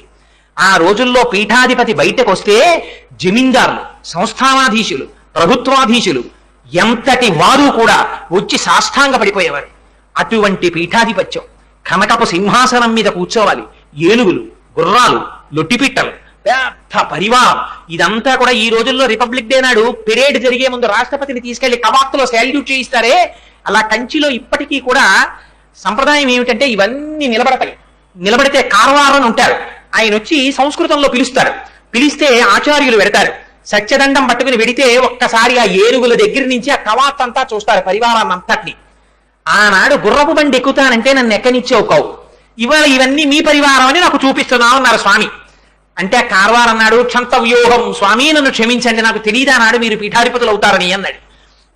అలా పీఠాధిపతులైనటువంటి చంద్రశేఖరేంద్ర సరస్వతి స్వామి వారికిట పండితులు చెప్తుండేవారట, ఆశ్రమంలో ఉండేవారు, నువ్వు సత్యదండం ఎప్పుడూ కూడా విడిచిపెట్టి వెళ్ళకూడదు, ఎప్పుడూ చేత పట్టుకుని ఉండాలని. 13 సంవత్సరాల పిల్లవాడు ఏదైనా చేత్తో పట్టుకుని నిలకడగా ఉంటాడా? ఈయనకి ఎప్పుడు సత్యదండం విడిచిపెట్టేసి ఎక్కడికో వెళ్తుండేవారు. అలా సత్యదండం విడిచిపెట్టకూడదు, ఎప్పుడూ చేతో పట్టుకోవాలనేవారు. ఎంత నియమం చేసేసుకున్నారంటే దాన్ని, ఈ చెప్పినటువంటి పండితుడు రోజుకి 2-3 గంటల కన్నా పీఠాధిపతి పడుకోవడానికి వీల్లేదంటే కార్యక్రమాలు అలా ఉండేవి పీఠాధిపతులకి. పాపం 13 ఏళ్ల పిల్లవాడు రోజుకి 8 గంటలు పడుకునేవాడు, 2-3 గంటలు పడుకునేవారు. ఆయన పడుకుంటే ఒకనాడు పండితులు లోపలికి వచ్చి బాగా వెలుగుతున్న దీపాన్ని తగ్గిద్దామని లోపలికి వచ్చారట. వస్తే కండువాతో ఆ సత్యదండాన్ని నడువుకి గట్టిగా కట్టుకు పడుకుని ఉన్నారట. మర్నాడు లేచాక అడిగాక, అదేమిటి సత్యదండాన్ని నడుము కట్టుకు పడుకున్నారేమిటి మీరని. అంటే మీరు చెప్పారు కదా, ఎప్పుడు యజ్ఞోపవీతాన్ని ఎలా విడిచిపెట్టకుండా బ్రహ్మచారి ఉంటాడో అలా సత్యదండాన్ని విడిచిపెట్టకుండా ఉండాలన్నారు కదా, అలవాటు అయ్యేంత వరకు అలా కట్టేసుకుంటున్నాను నడువుకన్నారు. ఎంత కష్టపడ్డారో చూడండి మహానుభావుడు. ప్రయత్నపూర్వకంగా పీఠాధిపత్యంలో తన నియమపాలన చెయ్యడం కోసం పరమాచార్యుల వారు అంత శ్రమించారు. ధర్మానికి సంబంధించి, దేశంలో మతానికి సంబంధించి వచ్చేటటువంటి సమస్యల గురించి ప్రతిరోజు పీఠాధిపతి పేపర్లలో చదవాలి, వార్తాపత్రికలు. తను గట్టిగా 16-17 సంవత్సరాల వయస్సులో ఉండగా ఇవన్నీ చదవవలసిన అవసరం వచ్చింది పరమాచార్యుల వారికి. మేనేజర్ని పిలిచి ఎంత నియమం చెప్పారంటే, మీరు రోజు పేపర్ తీసుకుని లోపల ఏముందో కనపడకుండా దళసరి తెల్లటి అట్టలు పేపర్లో ఉన్నటువంటి అడ్వర్టైజ్మెంట్లు అన్నింటి మీద అంటించేయండి. ఇది పీఠాధిపతి చదవవలసిన అవసరం లేని వార్తలు అని మీరు ఏవి నిర్ణయించుకుంటారో వాటన్నిటి మీద కాగితాలు అంటించేయండి. ధర్మమునకు మతమునకు సంబంధించిన విషయములు ఏ ఉంటాయో అవి మాత్రమే ఉంచి వార్తాపత్రిక నా దగ్గరికి తీసుకురండి. ఒక్క అటువంటి పత్రిక మాత్రమే నేను చదువుతాను. అలాగే చదివారు. 86 సంవత్సరముల వయస్సు వచ్చిన తరువాత చంద్రశేఖర పరమాచార్యుల వారు కూర్చునుండగా ఒక వర్తకుడు ఒకరు వచ్చి పక్కన కూర్చునున్నారు. కూర్చునున్నప్పుడు లోపలికి పేపర్ వస్తే ఆ రోజున ఒక పొరపాటు జరిగింది. ఒక అడ్వర్టైజ్మెంట్ మీద పేపర్ అంటించడం మర్చిపోయారు. పేపర్ లోపలికి వచ్చేస్తే పరమాచార్యుల వారు యథాలాపంగా పేపర్ తిప్పారు. అందులో రేజర్ అడ్వర్టైజ్మెంట్ ఉంది. ఉంటే పరమాచార్యుల వారు అది చూసి అడిగారు, ఇది ఏమిటి ఈ పరికరం అని అడిగారు. అడిగితే దాన్ని రేజర్ అంటారు స్వామి, ఏదో అడ్డం చేసుకుంటారు మగవాళ్ళు అన్నారు. అంటే పరమాచార్యుల వారు అన్నారు, మరి ఇక్కడ ఆడవారి బొమ్మ వేశారు ఎందుకు అని అడిగారు. అడిగితే అక్కడ ఆడవారి అవసరం ఉన్నా లేకపోయినా వ్యాపారాభివృద్ధికి ఇలా వేసుకోవడం అలవాటైపోయింది ప్రపంచంలో స్వామి అని చెప్పారు. లౌకికానికి ఎంత దూరంగా ఉండేవారో మీరు చూడండి పరమాచార్యుల వారు. ఉంటే పరమాచార్యుల వారు ఈ వర్తకుడి వంక చూసి అన్నారు, అంటే బహుశः నా పేరు నువ్వు వాడుకుంటున్నట్టు అన్నారు. ఈయన పేరు వాడుకుని ఆయన వ్యాపారం చేసుకుంటూ ఉండేవాడు. ఇది ఈ వాత పెట్టడానికే మర్చిపోయారు ఆ రోజున వార్తాపత్రికలో కాగితం అంటించడం. అంత అద్భుతంగా మాట్లాడేవారు. 16వ సంవత్సరం వచ్చిన దగ్గర నుంచి పరమాచార్యులు వారిని దూరంగా ఉన్నటువంటి ఒక ఊరు తీసుకెళ్లి పెద్ద పెద్ద సంస్కృత పండితుల్ని తీసుకొచ్చి నియమించి ఆయనకి గొప్ప గొప్ప నాటకాలు, గీతాభాష్యం, ప్రస్థానత్రయం ఇవన్నీ చెప్పిస్తూ ఉండేవారు. విచిత్రం ఏమిటో తెలుసా అండి, పరమాచార్యుల వారి జీవితంలో గణపతి శాస్త్రి గారని ఒక గురువు గారు ఉండేవారు. ఆయన సంస్కృతాంధ్రముల ఎందు తిరుగులేని మహాపండితుడు. శంకరుల గీతాభాష్యం పుస్తకం లేకుండా చెప్పేవారు. ఆయన ఒకనాడు కావేరీ నది ఒడ్డున పరమాచార్యుల వారిని కూర్చోబెట్టి పాఠం చెప్తున్నారు. చెప్తుంటే పరమాచార్యుల వారి కింద ఒక పుల్ల మొక్క తీసి కావేరీ నది ఇసుక ఒడ్డున ఏదో రాస్తున్నారు. ఇది చూశారు గురువు గారు. మరునాడు పాఠం చెప్పడానికి వచ్చినప్పుడు ఒక నమస్కారం పెట్టి, అయ్యా నేను గ్రామాంతరం వెళ్ళిపోతున్నాను మా ఊరు, మీరు గీతాభాష్యం వేరొకరితో చెప్పించుకోండి అన్నారు. మీకు ఏదో కోపం వచ్చింది నా మీద, అసలు కారణం చెప్పండి, మీరు ఎందుకు వెళ్ళిపోతున్నారు అని అడిగారు. అడిగితే ఆ గురువు గారు అన్నారు, మా దురదృష్టం సాధారణంగా ఎక్కడైనా మేము గీతాభాష్యం లాంటివి చెప్పడానికి వెడితే మమ్మల్ని కొంచెం ఉన్నతమైన ఆసనం మీద కూర్చోపెట్టి శిష్యులు కింద కూర్చుంటారు. శిష్యులు మాకు నమస్కారం చేస్తారు, మేము శిష్యులకి ఆశీర్వచనం చేస్తాం. శిష్యుల్ని మేము శాసించి మాట్లాడతాం, శిష్యులు భయపడుతూ చేతులు కట్టుకుని వింటారు. ఇక్కడ దురదృష్టం, మీరు పరమ ఆచార్యులుగా ఉన్నారు, పీఠాధిపతులుగా, మేము పౌరాణికులుగా ఉన్నాం. మేము మీకు వచ్చి సాష్టాంగ నమస్కారం చేసి ప్రవర చెప్పుకుని కింద కూర్చుంటాం, మీరు సింహాసనంలో కూర్చుంటారు. మీరు మా వంక శాసకత్వంతో చూస్తారు, మేము మీ అనుగ్రహం కోసం చూస్తాం. మేము మీకు పాఠం చెప్తాం, మీరు చాలా ఠీవిగా దాన్ని వింటూ ఉంటారు. ఇలా పాఠం మేము చెప్పలేము, అందుకని మేము బయలుదేరుతాం అన్నారు. అంటే చంద్రశేఖరేంద్ర సరస్వతి స్వామి వారు అన్నారు, మీ బాధ నాకు అర్థమైంది. ఇన్నాళ్లుగా పాఠం చెప్పడానికి అడ్డురాని ఈ బాధలు ఇవాళ ఎందుకు గుర్తొచ్చాయంటే, నిన్న మీరు కావేరీ నది ఒడ్డున నన్ను కూర్చోబెట్టి పాఠం చెప్పేటప్పుడు మీరు చెప్తున్నటువంటి పాఠాన్ని శ్రద్ధగా వినకుండా పుల్ల ముక్క తీసుకుని కావేరీ నది ఒడ్డున ఉన్నటువంటి ఇసుక తిన్ను మీద నేను ఏదో రాస్తూ ఉండడం మీ ఆగ్రహానికి కారణమైంది. కానీ నిన్నను మీరు చెప్పిన పాఠం నేను శ్రద్ధతో వినలేదని మీరు అనుకుంటున్నారు. మీరు వినండి, నేను చెప్తున్నానన్నారు. అని గీతలో ఆయన ఎక్కడ ఏ శ్లోకం చెప్పారో ఆ శ్లోకం చెప్పేటప్పుడు శంకరాచార్యుల వారు వ్యాఖ్యానం ఏం చేశారని చెప్పారో, వారు సొంతంగా ఎంత చెప్పారో అన్నిటినీ వారు చెప్పిన మాటలలో ఒక మాట కూడా మార్చకుండా గంట సేపటి ప్రసంగాన్ని మళ్ళీ చెప్పేశారు. చెప్పి మీరు చెప్పినంత వరకే కాదు, గీతా భాష్యంలో ఆ శ్లోకానికి అద్వైత పరంగా ఈ వ్యాఖ్య కూడా చెయ్యొచ్చు చూడండి అని సంస్కృతంలో తాను మిగిలిన విషయం చెప్పారు. చెబితే ఆశ్చర్యపోయి గణపతి శాస్త్రి గారు సాష్టాంగం చేశారు. చేసి, మీకు కొన్ని అధ్యాయాల గీతాభాష్యం చెప్పాలనుకున్నాను, నాకు ఇప్పుడు అర్థమైంది మీరెవరో తెలుసా? మీరు సాక్షాత్తుగా పరమశివుడే మళ్ళీ కదిలి ఈ జన్మలో చంద్రశేఖరేంద్ర సరస్వతి స్వామి వారిగా వచ్చారు. అందుకని మీరు పుట్టనం జయనామ సంవత్సరంలో పుట్టారు. పీఠాధిపతులుగా జైత్రయాత్ర చేసి తిరిగి మళ్ళీ అద్వైత సిద్ధాంతాన్ని ఆవిష్కరించడం కోసమని మీరు జన్మించారు. మీరు జన్మించినది కృష్ణపక్షంలో జన్మించారు. అందుకే మీ నోటి వెంట సంతతము నారాయణ నారాయణ నారాయణ అంటుంటారు. మీరు అనురాధ నక్షత్రంలో జన్మించారు. అనురాధ నక్షత్రానికి 2 ప్రధానమైన లక్షణాలు ఉంటాయి. ఒకటి మృదుత్వము, 2 మిత్రత్వము. వారు మాట్లాడేటటువంటి మాట సంతతము మృదుత్వంతో ఉంటుంది, శాసించి మాట్లాడరు. కానీ వారు శత్రువులు తమ మీద చేసేటటువంటి కుట్రలు తెలిసినా క్షమించగలిగినటువంటి ఔదార్య బుద్ధితో ఉంటారు. పైగా ఎటువంటి వారినైనా సరే వీరి మాటలు మారుస్తాయి. అలా మాట్లాడగలిగినటువంటి మాట నేర్పు, అటువంటి మృదు స్వభావం ఆ నక్షత్రంలో పుట్టిన వారికి ఉంటుంది. మీరు పీఠాధిపతిగా వచ్చారు కనుక అనురాధ నక్షత్రంలో పుట్టారు. మీరు వసంత ఋతువులో పుట్టారు, మాధవ మాసంలో పుట్టారు. శంకర భగవత్పాదులు పుట్టినటువంటి ఈ మాసంలో మల్లె పువ్వు వస్తుంది, మామిడి పండు వస్తుంది. మీ మాటలకి సర్వకాలముల యందు భగవత్ సంబంధమైనటువంటి వాసన, పునరావృత్తి రహిత శాశ్వత శివ సాయుధ్య స్థితిని ఇప్పించగలిగినటువంటి మోక్షదాయకమైనటువంటి మాటల శక్తి, అటు జ్ఞానానల ప్రభావేన తస్మై శ్రీ గురవే నమః అంటారు.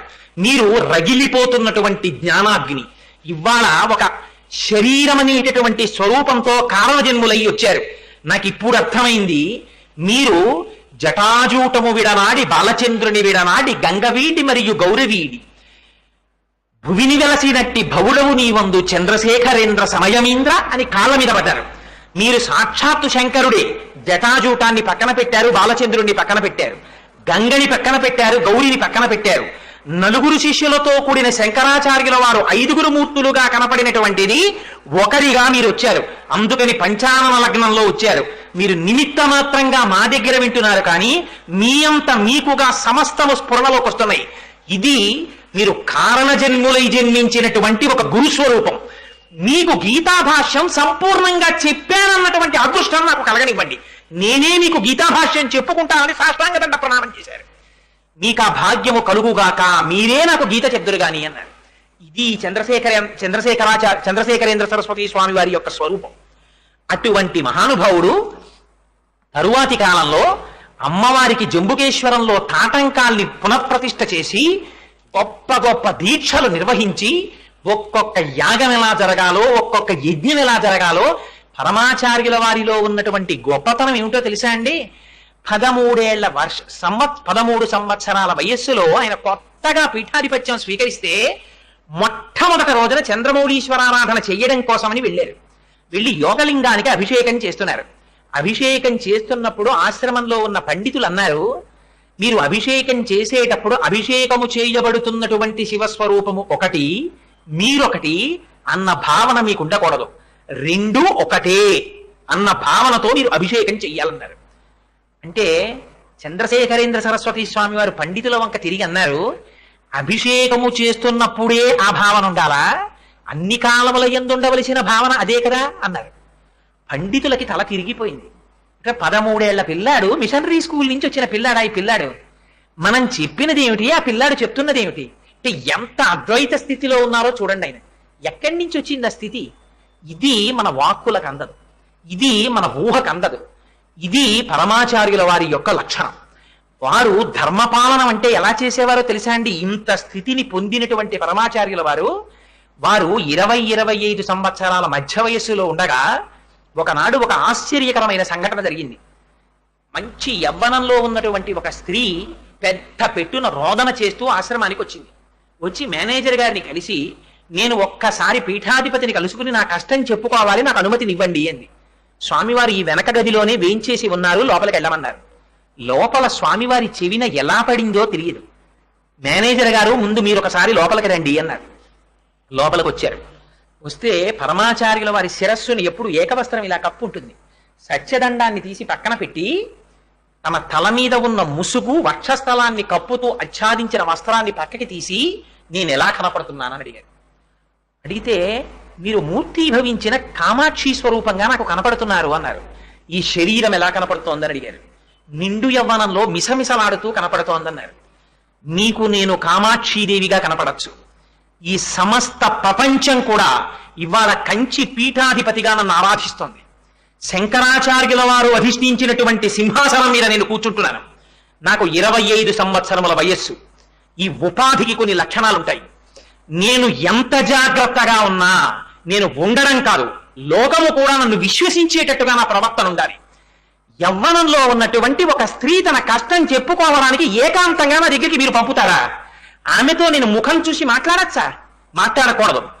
మీరు ఇక ఎప్పుడు పక్కన అతివృద్ధుడైన వాడు కాని, వేరొక అన్నగారు కాని, తమ్ముడు కాని, తండ్రి కాని, భర్త కాని ఎవరో ఒకరు తోడు లేనటువంటి స్త్రీని నా వద్దకి ఏకాంతమునందు ఎప్పుడూ పంపవద్దు.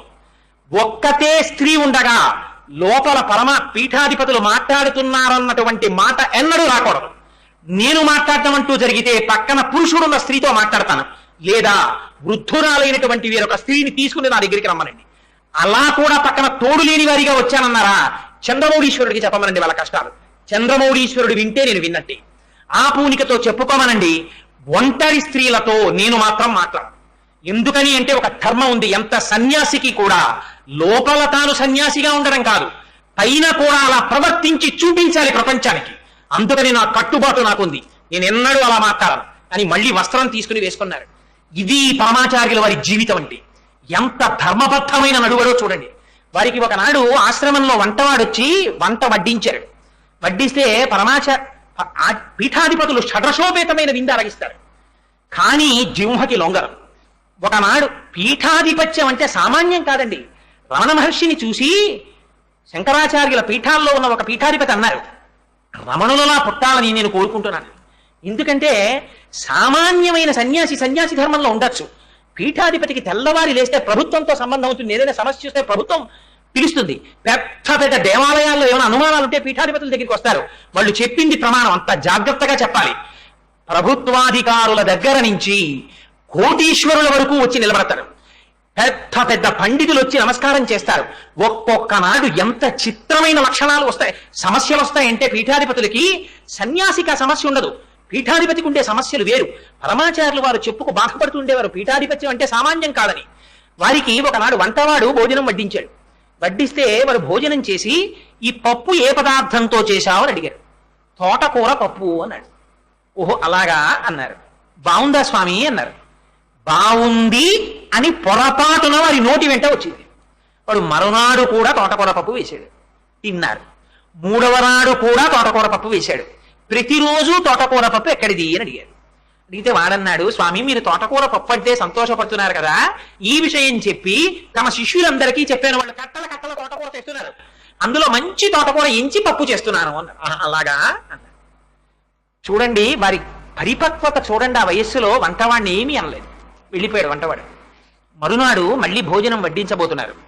ఈనాడు మేము భిక్ష స్వీకరించట్లేదు అన్నారు. కంచి పీఠాధిపతులు భిక్ష చేసేటటువంటి పద్ధతి కూడా చిత్రంగా ఉంటుంది. మీరు ఎప్పుడైనా పరంపరాగతంగా వచ్చే పీఠాధిపతులు ఇంటికి భిక్ష వచ్చి భిక్ష పెట్టిన వాళ్ళకి తెలుస్తుంది రహస్యం. ఆ తీసుకోవడం కూడా చాలా గమ్మత్తుగా ఉంటుంది. అవన్నీ సభాముఖంగా చెప్పేవి కావు కాబట్టి నేను చెప్పట్లేదు. ఒకనాడ అదృష్టం కలిగింది కాబట్టి నాకు తెలుసు. అందుకని ఆ కంచి పీఠాధిపతులు ఆ భిక్ష చేస్తున్నప్పుడు ఇవాళ భిక్ష చెయ్యను అన్నారు, ఆపేశారు. మరునాడు కూడా భిక్ష చెయ్యట్లేదు అన్నారు. మరి ఏమి తీసుకుంటారు అన్నారు. ఉసిరికాయంత గోమయము అంటే ఆవు పేడ, ఆచమనం చెయ్యడానికి గోమూత్రము తీసుకురండి అన్నారు. ఉసిరికాయంత ఆవు పేడ నోట్లో వేసుకునేవారు, గోమయాన్ని తీసుకుని చేతిలో వేసుకుని ఆచమనం చేసేవారు, అంతే. అలా వారం రోజులు అయిపోయాయి. పీఠాధిపతులు ముద్ద ముట్టడం లేదు. ఏమైందో తెలియక ఆశ్రమం అంతా తల్లడిల్లిపోయింది. పరుగున వచ్చి స్వామి పాదముల మీద పడి అడిగారు, స్వామి మీరు ఎందుకని అసలు ఆహారం తీసుకోవట్లేదని, ఏమైనా ఒంట్లో నలత చేసిందా, ఏమిటి కారణం చెప్పండి అని. అంటే అంత యవ్వనంలో ఉండగా చంద్రశేఖరేంద్ర సరస్వతి స్వామి వారు చెప్పినటువంటి మాట వినండి. ఆయన అన్నారు, నేను రేపటి రోజున ఏదైనా ఒక గ్రామానికి వెడితే కంచికామకోటి పీఠాధిపతులు జగద్గురు శంకరాచార్య శ్రీ శ్రీ శ్రీ చంద్రశేఖరేంద్ర సరస్వతి మహాస్వామి వారు ఏం చేశారని నన్ను పిలుస్తారు, అనుగ్రహ భాషణం చెయ్యమని అడుగుతారు. నేను గురువు యొక్క స్వరూపంతో వేదిక మీద కూర్చుని ఇంద్రియములకు లొంగకూడదు అని ఉపన్యాసం చెప్తాను. ఈ శరీరము మీరు కాదని చెప్తాను. మహానుభావుడు శంకరాచార్యుల వారు కూర్చున్నటువంటి పీఠానికి పీఠాధిపతినై ఒక తోటకూర పప్పు రుచికి లొంగిపోయిన నేను జగద్గురు శంకరాచార్య అని పిలిపించుకోనా, పీఠాధిపతిని పిలిపించుకోనా, నేను 10 మందిని కూర్చోబెట్టి అనుగ్రహ భాషణం చేయనా? ఎక్కడుంది నాలిక యోగ్యత? ఏ నాలుక తోటకూర పప్పు రుచికి లొంగిందో దాన్ని గోమయంతో శుద్ధి చేస్తున్నాను, దాన్ని గోమూత్రంతో శుద్ధి చేస్తున్నాను. మరొక నాడు ఆ నాలుక రుచినందు ప్రవర్తించనంత కాలం దాన్ని అలా శుద్ధి చేస్తూనే ఉంటాను. ఈ మాట దేశములో పొక్కుతుంది. కంచి పీఠాధిపతులు చంద్రశేఖరేంద్ర సరస్వతి స్వామి వారికి తోటకూర పప్పు ఇష్టమని, తోటకూర పప్పుకి ప్రీతి పడిన వాడు పీఠాధిపతే. అందుకని ఈ పదవిలో నేను కూర్చుని ఈనాడు ప్రవర్తించకూడని రీతిలో ప్రవర్తించాను. అందుకని శుద్ధి చేసుకుంటున్నాను నాలుకన్నారు. ఆనాటి తర్వాత ఎన్నడూ పరమాచార్యుల వారి భోకి వడ్డించినటువంటి భిక్షలో పప్పు, కూర, పచ్చడి, పులుసు, లడ్డు అన్నీ కలపడమే తప్ప ఇది బాగుందన్న మాట కానీ ఇది బాగులేదన్న మాట కానీ వారి నోటి వెంట రాలేదు. ఇది పరమాచార్యుల వారి జీవితం అంటే. ఎంత కష్టమో చూడండి అలా నిలబడడం. సన్యాసాశ్రమంలో ఉన్నటువంటి వాడు ఇంద్రియానికి లొంగకుండా తను ఉన్నటువంటి ఆశ్రమంలోనికి పేరు అపఖ్యాతి రాకుండా తాను నిలబడగలిగేటట్టుగా ప్రవర్తించడం అంటే ఎంత అశిధారావ్రతమో చూడండి. గృహస్థాశ్రమంలో ఉన్నవాడికి పర్వాలేదు, సన్యాసాశ్రమంలో ఉన్నవాళ్ళు ఎంత కష్టపడతారో ప్రతినిత్యం, ఎంత ధర్మాన్ని అనుష్ఠానం చేస్తారో మీరు చూడండి. అందుకని ఈ జాతి కాషాయం కనపడితే మోకరిల్లుతుంది, భూమి మీద పడి సాష్టాంగం చేస్తుంది. అది ఈ దేశంలో కాషాయానికి ఉన్న గౌరవం. అటువంటి చంద్రశేఖరేంద్ర సరస్వతి స్వామి వారు ఒరుగంటి పూజ అని చేసేవారు కంచి పీఠంలో. ఎందుకు చేసేవారో తెలుసా అండి? ఆయన పీఠాధిపతి సర్వకాలములయందు సింహాసనంలో కూర్చుని ఇవాళ ఫలానా కేంద్ర మంత్రి గారు వచ్చారండి, ఫలానా ముఖ్యమంత్రి గారు వచ్చారండి, కంచి పీఠానికి లోటేమిటి? ఎన్ని హైకోర్టుల జడ్జీలు వస్తారో, ఎంతమంది అడ్వకేట్స్ వస్తారో, ఎంతమంది కోటీశ్వరులు వస్తారో, ఎంతమంది మహాపండితులు వస్తారో, వచ్చిన వాళ్ళందరినీ పీఠాధిపతి లోపల కూర్చుని రెండని ఒక్కొక్కరితో మాట్లాడి వాళ్ళని పంపించేసి వెళ్ళిపోతుంటే కొన్నాళ్లు పోయిన తరువాత అసలు దక్షిణామూర్తి స్తోత్రం పీఠాధిపతికే జ్ఞాపకం ఉండే అవకాశం ఉంటుందా? అందుకని వచ్చిన వాళ్ళకి అందరికీ కూడా ఒక ప్రేరణ కలిగించడం కోసం పరమాచార్యులు వారు ఎంచుకున్నటువంటి మార్గం ఏమిటో తెలుసా అండి? రాష్ట్రపతే రానివ్వనివ్వండి, ప్రధానమంత్రే రానివ్వండి, ప్రతిరోజు కంచిపీఠంలో పరమాచార్యుల వారు 1 గంట సేపు ఒరుగంటు పూజ అని ఉంటుంది, జపం చేసుకుంటూ ఉంటారు. ఆ సమయంలో మిన్ను విరిగి మీద పడిపోనివ్వండి, బయటికి రారు, మాట్లాడరు. అంత పీఠాధిపతి కూడా జపం చేసుకుంటూ ఉండిపోతారు. అలా తాను చేశారు కనుకనే తాను ఏది చేశారో దాన్నే ఇతరులకు చెప్పేవారు. అందుకే చంద్రశేఖరేంద్ర సరస్వతి స్వామి వారు ఎక్కడికైనా వెడితే నేను ఎంతకని నిజంగా పరమాచార్యుల వారి గురించి ఇవాళ చెప్పగలను, ఎంతటి మహాపురుషుడో చెప్పాలనుకున్నాను అంతే. నేను ఇందాక చెప్పానే కార్వార్ అని, ఆయనకి పెద్ద క్యాన్వాయ్ ఉండేది, అందులో ఏనుగులు ఎక్కచ్చు, గుర్రబళ్ళు ఎక్కచ్చు, లేదా వాహనములు ఎక్కచ్చు, పల్లకీలు ఎక్కచ్చు. ఇన్ని ఉంటే పీఠాధిపతి అయిన మొట్టమొదటి రోజున ఆయనకి ఎవరు నేర్పారండి సన్యాసాశ్రమ నియమాలు? ఇది పరమాచార్యులు వారు కారణజన్ముడు అనడానికి. ఆయన్ని తీసుకెళ్లి కార్వార్ పరివారాన్ని అంతటినీ చూపించి మీరు ఏది ఎక్కితే దాని మీద అధిరోహించవచ్చు అన్నారు. అంటే పరమాచార్యులు వారు అన్నారు, సన్యాసికి నియమం ఏమిటో తెలుసా? సన్యాసి భూతముల పట్ల అత్యంత ప్రేమతో ఉండాలి. సన్యాస దీక్ష తీసుకున్నటువంటి వాడి యొక్క పదముల ఘట్టన చేత ఎట్టి పరిస్థితులలోనూ కూడా ఎక్కువ భూతములకు హాని జరగకూడదు. చక్రములతో కూడినటువంటి రథములు కాని, లేదా 4 కాళ్లతో నడిచేటటువంటి జంతువుల మీద నేను కూర్చుని ప్రయాణం చేసినా వాటి వలన ఎక్కువగా భూతములకు హాని జరుగుతుంది. అందుకని నేను పాదచారిని నడిచి వెళ్ళిపోతాను. ఆనాటి నుంచి చిట్ట చివరి వరకు పరమాచార్యుల వారు ఎన్నడూ కారు కాని, వ్యాన్ కాని ఏది ఎక్కలేదు. ఎప్పుడు వెళ్ళినా కాలినడకన వెళ్ళిపోవడమే. ఎంత చిత్రమో తెలుసా అండి? తెల్లవారుజామున 3 గంటలు, రాత్రి 2 గంటల వరకు పరివారం ఎక్కడికైనా వెళ్ళనివ్వండి, ఎన్ని అనుగ్రహ భాషణాలు చేయనివ్వండి, ఎంత పూజలు జరగనివ్వండి, 2 గంటలకి విశ్రాంతికి వెళ్ళిపోతే 3వ గంట అయ్యేటప్పటికి లేచిపోయేవారు. పరివారం అందరూ పడుకునేవారు. అందులో చంద్రశేఖరేంద్ర సరస్వతి స్వామి వారిలో ఉన్న గొప్పతనం ఏమిటో తెలుసా అండి? అమలాపురంలో ఇవాళ వచ్చారు సభకి నాగభూషణరావు గారిని, ఇందాక ఇక్కడికి వచ్చి నన్ను పలకరించారు. వారు చెప్తూ ఉంటారు అమలాపురం వారు రావడం. ఎక్కడ ఉండేవారో తెలుసా అండి మహానుభావుడు పరమాచార్యులు వారు? ఎక్కడ నీరు ఉంటుందో, నదులు కానీ, ఏర్లు కానీ, చెరువులు కానీ, ఇలాంటివి ఎక్కడుంటాయో అక్కడ పెద్ద పెద్ద చెట్ల కింద కడ్డువా పడుకుంటుండేవారు. పడుకుని మరునాడు ఆ తటాకంలో స్నానం చేస్తుండేవారు. ఇప్పటికీ కొన్ని ఫొటోస్ ఉంటాయి. వారు నమస్కారం చేయడం, వారు ఆ సత్యదండాన్ని ముంచడం, అడుగడుగున ధర్మమే. ఎలా నియమం పాటించాలో అలా పాటించేవారు. పరివారం నిద్రపోతుంటే 3 గంటలకి లేచి ముఖ ప్రక్షాళనం అయిపోయి అనుష్ఠానం చేసేసుకుని కమండలంలో నీళ్లు పట్టుకుని ఎవరో ఒక్కరిని ఒక చలుపు తెరిచేవారు, ఏ గుడ్డ పెట్టో ఇలా అనేవారు. అమ్మ బాబోయ్, గురువుగారు లేచిపోయారు, అప్పుడే తెలివిపోయారు, బయలుదేరండి అని చెప్పి వీళ్ళు ముఖ ప్రక్షాళనం చేసుకుని పడుకున్న ఆ బట్టల గుడ్డలు తీసి మూటలు కట్టుకుని అవతల గ్రామం చేరడానికి సిద్ధపడే లోపల 2 మైళ్ళ దూరం నడిచి వెళ్ళిపోయేవారు పరమాచార్యుల వారు. అప్పటికి ఎవ్వరి కోసం ఆగేవారు కాదు, వెళ్ళిపోతుండేవారు అంతే. పరివారం వెంటబడవలసిందే. అంత అలా ఉండేదైన ధర్మం అంటే. భూత భవిష్యత్ వర్తమాన కాలములను ఎంత గుర్తిరిగారంటే మహానుభావుడు, ఒకరు చెప్పక్కర్లేదు ఆయనకి, సమస్తము ఆయనకి తెలుసు. ఇది కారణజన్ముడంటే. ఇది అంత కారణజన్ముడై అంత జ్ఞాని అయి గురుగీత అంటుంది. ఆ ఆచార్య స్థితి ఎలా ఉంటుందంటే, జ్ఞాని స్థితి ఎలా ఉంటుందంటే, ఆయనకి వేరొకరు ఉంటారు, ఇంకా తానొక్కడే ఉంటాడు, తానే సర్వము నిండి నిబిడీకృతమైపోయి ఉంటాడు. అట్లాంటి ఆత్మస్థితిలో ఉన్న వాడికి వేరొకడు వచ్చి తన కష్టం నోటితో చెప్పక్కర్లేదు, మనిషిని చూడగానే చెప్పేస్తారు.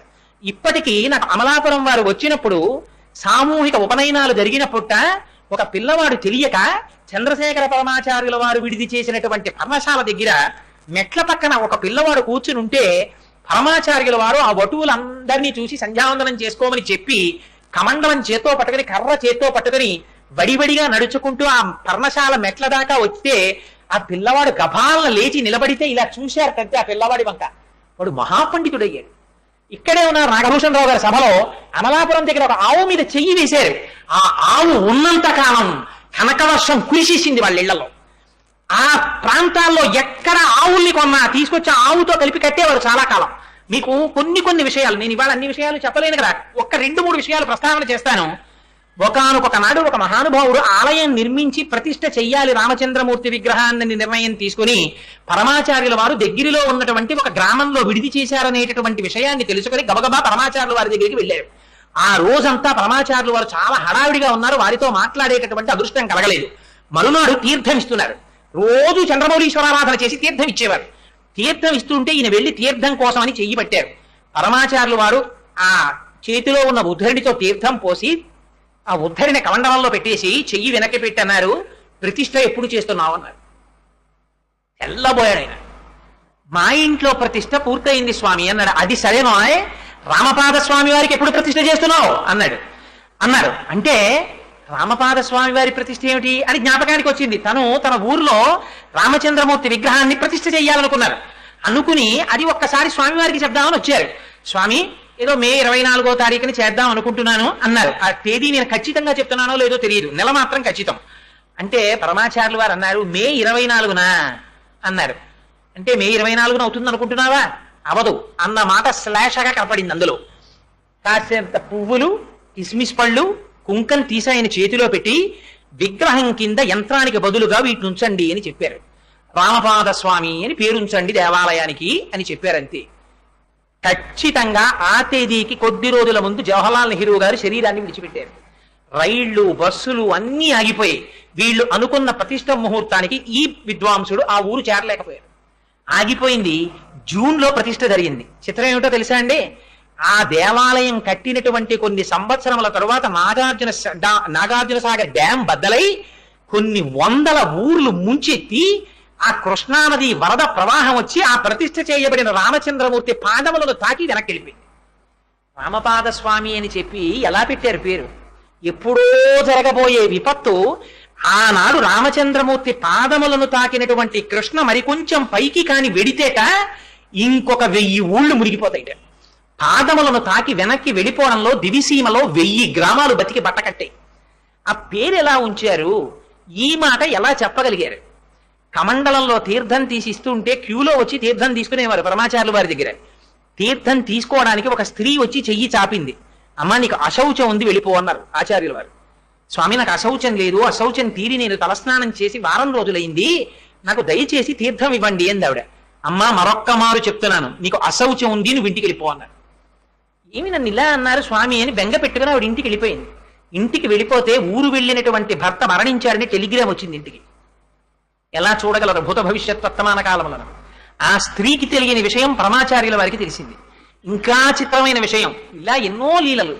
కానీ ఉదాహరణకి 1-2 చెప్తున్నానంటే ఆత్మస్థితిగతులై ఉండడం అంటే ఏమిటి అన్నదానికి రమణులు కూడా ఇలాగే చెప్పగలిగేవారు. ఎక్కడో అమెరికాలో ఎక్కడో ఒక నది ఒడ్డున రమణ మహర్షిని చూడాలని రోజు డిబ్బీలో డబ్బులు దాచుకునేటటువంటి దంపతులు 17వ నంబర్ సిమెంట్ బెంచి మీద కూర్చుని మాట్లాడుకున్నటువంటి మాటల్ని వాళ్ళ డబ్బు పూర్తయిన తర్వాత రమణాశ్రమానికి వచ్చి అక్కడ కూర్చుంటే వాళ్ళ భాష తెలియకపోయినా రమణ మహర్షి, మీరు ఫలానా నది ఒడ్డున ఫలానా నంబర్ బెంచి మీద కూర్చుని నా గురించి మాట్లాడుకునేవారు కదా అన్నారు. ఎలా తెలుస్తుంది రమణులకి? అలాగే తెలుస్తుంది చంద్రశేఖరులకి. ఎంత చిత్రం అంటే, వారు నీలంరాజు శేషయ్య గారని మహానుభావుడు, ఆంధ్రప్రభ ఎడిటర్, ఆయనే నడిచే దేవుడు అని పుస్తకం రాశారు. అందులోనే నేను ఇవాళ 1-2 సందర్భాలు అందులోంచి తీసుకొచ్చి చెప్పాను. అందులో దీని గురించి వ్రాశారు ఆయన. నీలంరాజు శేషయ్య గారి సోదరి ఒకనాడు పరమాచార్యుల వారిని వారి ఇంటికి ఆహ్వానించారు భిక్షకి, చంద్రమౌళీశ్వరారాధనకి. ఆనాడు చంద్రమౌళీశ్వరారాధన చేసి అభిషేక తీర్థం ఇస్తున్నారు. చంద్రశేఖర పరమాచార్యుల వారు వచ్చారంటే చుట్టుపక్కల కొన్ని ఊళ్ళ వాళ్ళు తరలి వెళ్ళిపోతుండేవారు దర్శనానికి. ఆ తీర్థం ఇస్తుంటే వయస్సు కొంచెం మధ్య వయస్సు ఉన్నటువంటి ఒక ఇద్దరు దంపతులు వచ్చి తీర్థం తీసుకున్నారు. తరువాత వాళ్ళ అబ్బాయి వచ్చి తీర్థం తీసుకోవడానికని ఇలా చేయి చాపాడు. పరమాచార్యుల వారు తీర్థం పోస్తున్న వారు ఉద్ధరిని వెనక్కి తీసుకుని అన్నారు, నీ భార్యతో కలిసి తీసుకో అన్నారు. ఆ పిల్లవాడి పక్కన భార్య లేదు. ఆ పిల్లవాడు సిగ్గుతో తల వంచుకొని తలెత్తి ఆడవాళ్ళ వంట చూశాడు. ఎక్కడో వెనకాల నించున్నటువంటి ఒక స్త్రీ గబగబా వచ్చి ఆ పిల్లవాడి పక్కన నిలబడి తీర్థం తీసుకుని ఆ స్త్రీ మళ్ళీ స్త్రీలలోకి వెళ్ళిపోతోంది. ఈ పిల్లవాడి తండ్రిని పిలిచి పరమాచార్యుల వారు అన్నారు, మీరు ముగ్గురిగా వచ్చారు, నువ్వు, నీ భార్య, నీ కుమారుడు, నలుగురిగా నీ కోడలితో కలిసి బొంబాయి వెళ్ళిపోండి అన్నారు. ఈ మాటలు అనగానే ఆయన కోడల్ని పిలిచి, అమ్మ నువ్వురా, పరమాచార్యుల వారు చెప్పారు నలుగురం బొంబాయి వెళ్ళిపోదాం అన్నారు. నీలంరాజు శేషయ్య గారికి కూడా తెలియదు ఈ విషయం, ఆ ఇంటి వాళ్ళకి అసలు తెలియదు. అసలు వచ్చిన వాళ్ళు ఎవరు, కోడలు ఏమిటి, ఆయన ఎవరు, ఆవిడ్ని రమ్మని పరమాచార్యులు వారు అనడం ఏమిటి అని తెల్లబోయి వెళ్ళి అడిగారు.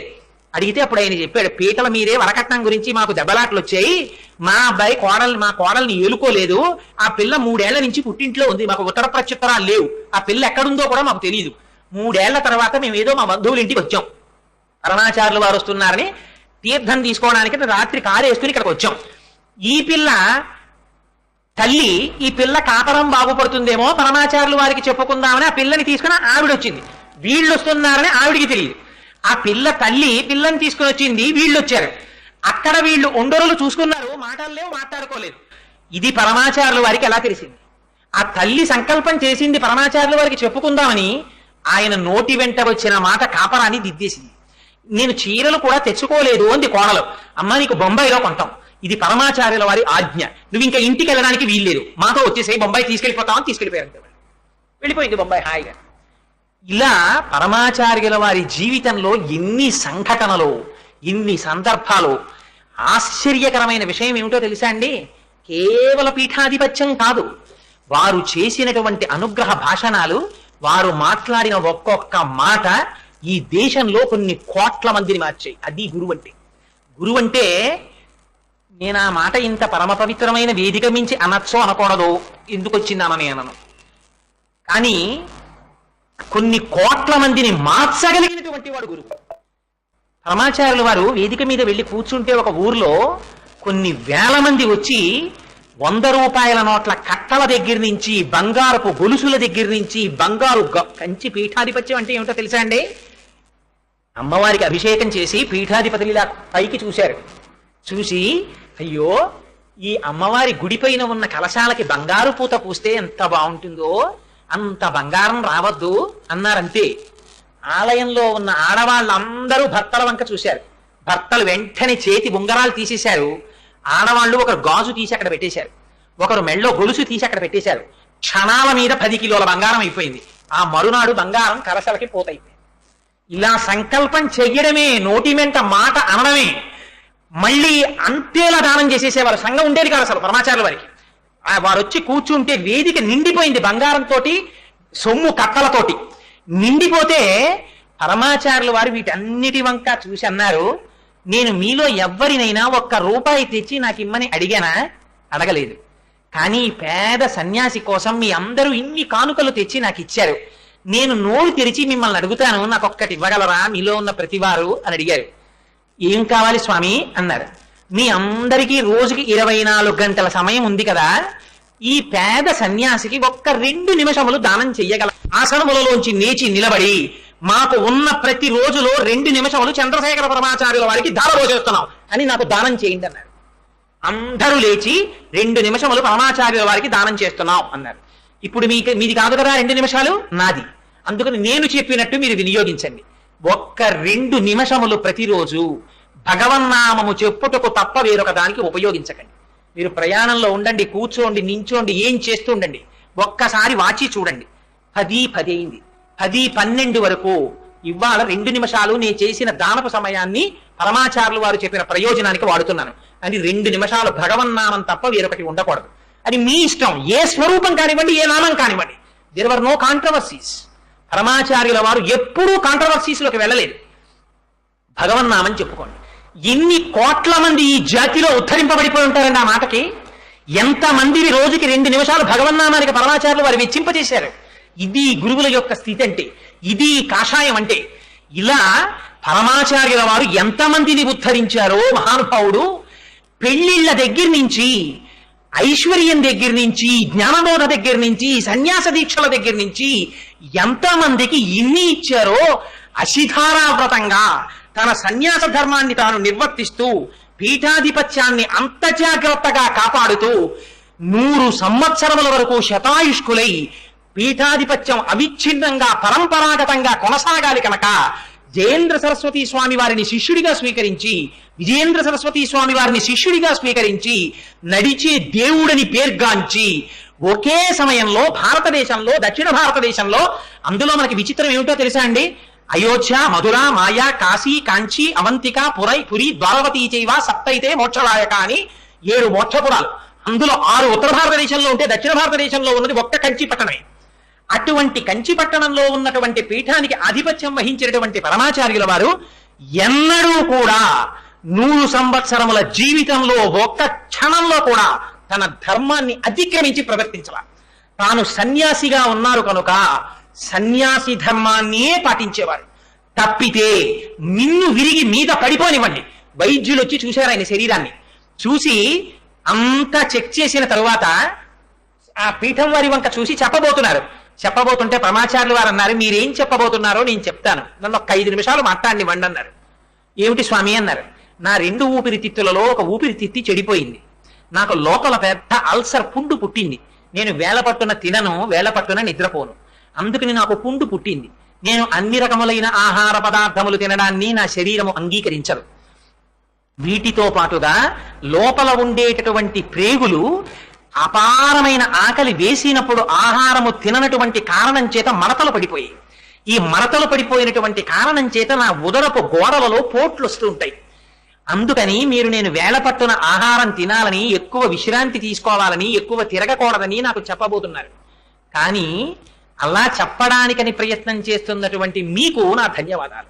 కానీ నేను సన్యాసిని, నేను కాషాయం కట్టుకున్నవాడిని. నాకు ఈ శరీరం గురించి తాపత్రయం లేదు. ఇది పడిపోవచ్చు కాక, లోపల ఉన్న ఆత్మ నేను. అందుచేత దీని గురించి నేనే వెంపర్లాడిన నాడు, దీని సుఖాన్ని కోరుకున్న నాడు ఇంకా నేను సన్యాసినేమిటి?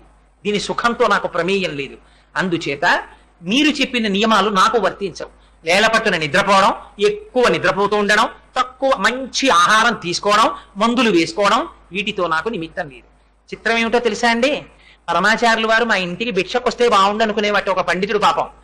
కానీ అంతమంది పెద్ద పెద్ద వాళ్ళందరూ పరమాచార్యులు వారు చుట్టూ తిరుగుతూ ఉంటారు, మా ఇంటికి వస్తారా పరమాచార్యులు వారు అని వారి దగ్గరికి వెళ్ళడం మానేసి సమీప గ్రామంలోకి వస్తే ఇంట్లో పడుకున్నాడు. పడుకుంటే పరమాచార్యులు వారు రాత్రి 1 గంటకి మేనావాళ్ళని లేపి శిష్యులు పల్లకీ మోసేవారు. తను నడిచన్నా వెళ్ళేవారు, శిష్యులున్న పల్లకీలో తీసుకెళ్ళాలి. పల్లకీలో కూర్చుని వారి ఇంటి ముందుకు వెళ్ళి పల్లకీ దింపండి అన్నారు. పల్లకీ పరదాలు పైకెత్తండి అన్నారు. లోపల నిద్రపోతున్నాడు గృహస్థు. పాపం లేపకండి, నిద్రాభంగం అవుతుంది. లేచి వచ్చి నన్ను చూస్తాడు కదా, నేను రావాలని కోరుకుంటున్నాడు. కొన్ని వేల మంది ఆయన రాక కోసం చూస్తున్నారు. ఈ లోపల ఉన్నటువంటి గృహస్థుకి కల వచ్చింది తెల్లవారకట. పరమాచార్యుల వారు మేనాలో తన ఇంటికి వచ్చినట్టు. ఏమిటి ఇలాంటి కల వచ్చిందని చెప్పి మంచం మీద లేచి కూర్చుని సంతోషపడిపోతున్నాడు. బయటేవో మాటలు వినపడుతున్నాయి. ఏమిటి మాటలని తలుపు తీశాడు. ఎదురుగుండా మేనాలో పరదా పైకెత్తి పరమాచార్యులు వారి ఇంటి సింహద్వారం వంక చూస్తున్నారు. నా కన్న తండ్రి, నా దైవమా, నువ్వు నడిచొచ్చి నా ఇంటి ముందు కూర్చున్నావా?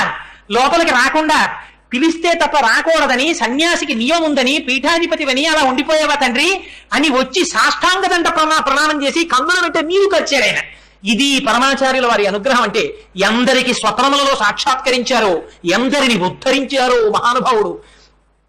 వారి నోటి వెంట ఒక్కొక్క మాట వస్తే మహాపండితులకి సైతం అందకుండా పీఠముడులు పడిపోయినటువంటి శ్లోకాలకి వారు ఇలా కంటితో చూసేవారండి. అలాగని ఎక్కువ మాట్లాడేవారు అనుకుంటున్నారేమో పరమాచార్యుల వారు. అలా మాట్లాడడం అలవాటైపోతుందని ప్రయత్నపూర్వకంగా మౌన దీక్షలోకి వెళ్ళిపోయేవారు. అసలు కొన్నాళ్ళు మాట్లాడేవారు కాదు. ఇంత పెద్ద పీఠ ఉంటే తనంత తానుగా ఎండలు మండిపోతున్న రోజులలో దీక్ష తీసుకుని చిన్న పర్ణశాల కట్టుకుని ఆ పర్ణశాలలో ఉండి తపస్సు చేస్తూ ఉండేవారు. అది పరమాచార్యుల వారంటే శరీరం అంతా మంత్రపూతము చేసుకున్నారు. అందుచేత ఇంతకీ నేను ఈ విషయములను ఇవాళ ఎందుకు ఆయన గురించి మాట్లాడాలి అని అనుకున్నానంటే, ఒకే కాలమునందు దక్షిణ భారతదేశంలో నలుగురు మహాపురుషులు తిరిగారు. ఒకరు కంచి పీఠాధిపతులు చంద్రశేఖరేంద్ర సరస్వతి స్వామి వారు, తిరువణ్ణామలైలో రమణ మహర్షి, అప్పుడే పాండిచేరిలో సర్ అరబిందో, అక్కడ శృంగగిరి పీఠాధిపతులు ఉగ్ర నృసింహభారతి స్వామి వారు. వారు ఎంత గొప్పవారంటే ఉగ్ర నృసింహభారతి కాలినడకన కాశీ 2 మాటలు వెళ్ళి పండితుల దగ్గర బ్రహ్మచారిగా ఉండగా విద్యాభ్యాసం చేసి వచ్చారు. కాలినడకన కాశీ వెళ్ళి. అటువంటి వారు ఎంత చిత్రమో తెలుసా అండి. వారు మధుర మీనాక్షి దేవాలయంలోకి వెళ్ళారు. వెళ్ళి మాకు లోపలికి వెళ్ళి అమ్మవారిని అర్చిస్తామన్నారు. అంటే అర్చకులు అన్నారు, మీరు లోపలికి వెళ్ళడానికి వీల్లేదు, మీరు ఎంత పీఠాధిపతులైనా సరే మీరు బయట నించోండి, మేము అర్చన చేస్తాం మీ పీఠం తరపునన్నారు. అలాగా అన్నారు. శిష్యుడి చేతిలో కొబ్బరికాయ ఉంది, ఆ కొబ్బరికాయ ఇలా ఇమ్మన్నారు. చేతిలోకి తీసుకుని కుడి చేతిలో పెట్టుకుని అమ్మవారి ఎదురుకుండా కొబ్బరికాయ పెట్టి మంత్రాలు చదివారు. అమ్మవారిలో ఉన్న జీవగల కొబ్బరికాయలోకి వెళ్ళిపోయింది. కొబ్బరికాయ చేత పట్టుకుని విడిచి వెళ్ళిపోయారు. వెళ్ళిపోయి కొబ్బరికాయ సింహాసనం మీద పెట్టి పూజ చేసేస్తున్నారు. మధుర మీనాక్షి అమ్మవారి విగ్రహం చరిత్రలో ఎన్నడూ లేని విధంగా వెలవెలపోయి హడిలిపోయారు అర్చకులు. హడిలిపోయి పరిగెత్తుకుంటూ స్వామివారి విడిదికి పరిగెత్తారు. స్వామి మాది అపరాధం అయిపోయింది, మీరు సాక్షాత్ అమ్మవారి స్వరూపం, మిమ్మల్ని అమ్మవారి పూజ చెయ్యొద్దన్నాం, మీరు వచ్చి లోపల అర్చన చెయ్యండి, అమ్మవారి కళల్ని మళ్ళీ అమ్మవారిలోకి విడిచిపెట్టేయండి మహాప్రభు అన్నారు. అంటే మళ్ళీ వచ్చి ఆ చేతిలో ఉన్న కొబ్బరికాయలోంచి మళ్ళీ అమ్మవారిలో ఉన్న కళల్ని అమ్మవారిలోకి ప్రవేశపెట్టేశారు. అమ్మవారు కూడా వారి మాటలు వినేది. తెల్లవారి లేసి ఒక్కొక్కసారి చంద్రశేఖర పరమాచార్యుల వారు 1-2 సందర్భాల్లో మాత్రం బయటపడిపోయారు. అప్పుడు మాత్రం ఇంకా తప్పించుకునే అవకాశం లేక చిరునవ్వుతో అంగీకరించవలసి వచ్చింది. లేకపోతే డాంబికంగా బయటపడేవారు కాదు. కంచి కామాక్షి అమ్మవారితో తాను మాట్లాడతానన్న విషయాన్ని ఒక రోజు ప్రసంగవశాత్తు బయటపడ్డారు పరమాచార్యుల వారు. ఆ ఎదురుగుండా ఉన్న శిష్యుడు మంచి గట్టివాడు, వాడు పట్టుకున్నాడు. ఎవరు అమ్మా నిజం చెప్పండి, మీరు ఎవరితో మాట్లాడారు? కామాక్షి అమ్మవారితో మీరు మాట్లాడారు, నిజమా కాదా? ఒకడు దేహం విడిచిపెట్టిపోయాడు, ఒకడు దేహం మీద మమకారం విడిచిపెట్టిపోతాడన్నావు, అన్నది అమ్మవారు అంటున్నారు. ఆ అన్నది కామాక్షి అమ్మవారు, అవునా కాదా అంటే ఆనాడు మాత్రం నవ్వుతూ అంగీకరించారు అవును అని. అంతటి స్థితప్రజ్ఞులు, అంతటి మహాపురుషులు. అటువంటి మహాపురుషుడు చంద్రశేఖరేంద్ర సరస్వతి స్వామివారు తనంత తానుగా కోరి తీసుకున్న సన్యాసం కాదు, గురువుల దగ్గర కూర్చుని చదువుకున్న చదువు కాదు, తపస్సు చేసి తెచ్చుకున్న ఆత్మస్థితి కాదు. కానీ ఇటువంటి స్థితికి ఎలా రాగలిగారు? ఇది కారణజన్ములంటే, ఇది గురువులంటే. అటువంటి పీఠం కంచి పీఠం, అటువంటి పీఠాధిపతులు చంద్రశేఖరేంద్ర సరస్వతి స్వామివారు. అందుకని అటువంటి మహాపురుషుడి గురించి 4 మాటలు చెప్పుకుంటే చాలు. అందుకే నేను ఇవాళ సాధారణంగా నా ఉపన్యాసాల్లో నాకుండేటటువంటి బలహీనత, ఒక విషయంలోంచి ఇంకో విషయంలోకి వెళ్ళిపోతుంటాను. ఇవాళ నన్ను నేను నియంత్రించుకున్నాను, ఇతర విషయాలు స్పృశించకుండా కేవలం పరమాచార్యుల వారి గురించే మాట్లాడాలి. నేను నియంత్రించుకుంటే అవుతుందా? స్వామి అనుగ్రహం ఉండద్దు. చిత్రం ఏమిటో తెలుసా అండి, అంతటి పరమాచార్యుల వారు ఎంత మాయ చేసేవారంటే అందరి మధ్యలో ఉన్నట్టు ఉండేవారు, మాయమైపోయేవారు. ఎక్కడున్నారు స్వామి అంటే వెతికి వెతికి వెతికి వెతికి వెతికితే ఎక్కడో దొరికేవారు. శ్రీశైలంలో ఒకసారి అలా తప్పించేసుకున్నారు. ఆయన పాలధారలు పంచధారల్లో దొరికారు. ఆయన జపం చేస్తుంటే దగ్గరికి వెళ్ళి పిలవడానికి భయపడ్డారు ఆ రోజుల్లో. అంత అటువంటి జపం చేసేవారు. అట్లాంటి పరమాచార్యుల వారు పీఠంలో ఉండగా వారి ఆరోగ్యం బాగులేదని డాక్టర్ భాస్కర్ గారిని తీసుకొచ్చారు. డాక్టర్ గారు అప్పుడే భోజనం చేయడానికి వెళ్ళారు. బాలస్వామి వారు మెడ్రాస్ పెడుతున్నానని అప్పుడే పరమాచార్యుల వారికి వచ్చి నమస్కారం చేస్తే చెయ్యి ఊపి వెళ్ళి రమ్మని ఆశీర్వచనం చేశారు. అందరూ వెళ్ళిపోయారు. ఒక్క సేవకుడు మాత్రం పక్కన ఉన్నాడు. అతన్ని కూడా వెళ్ళి కొద్దిగా మంచినీళ్లు పట్రా అని పంపించేశారు.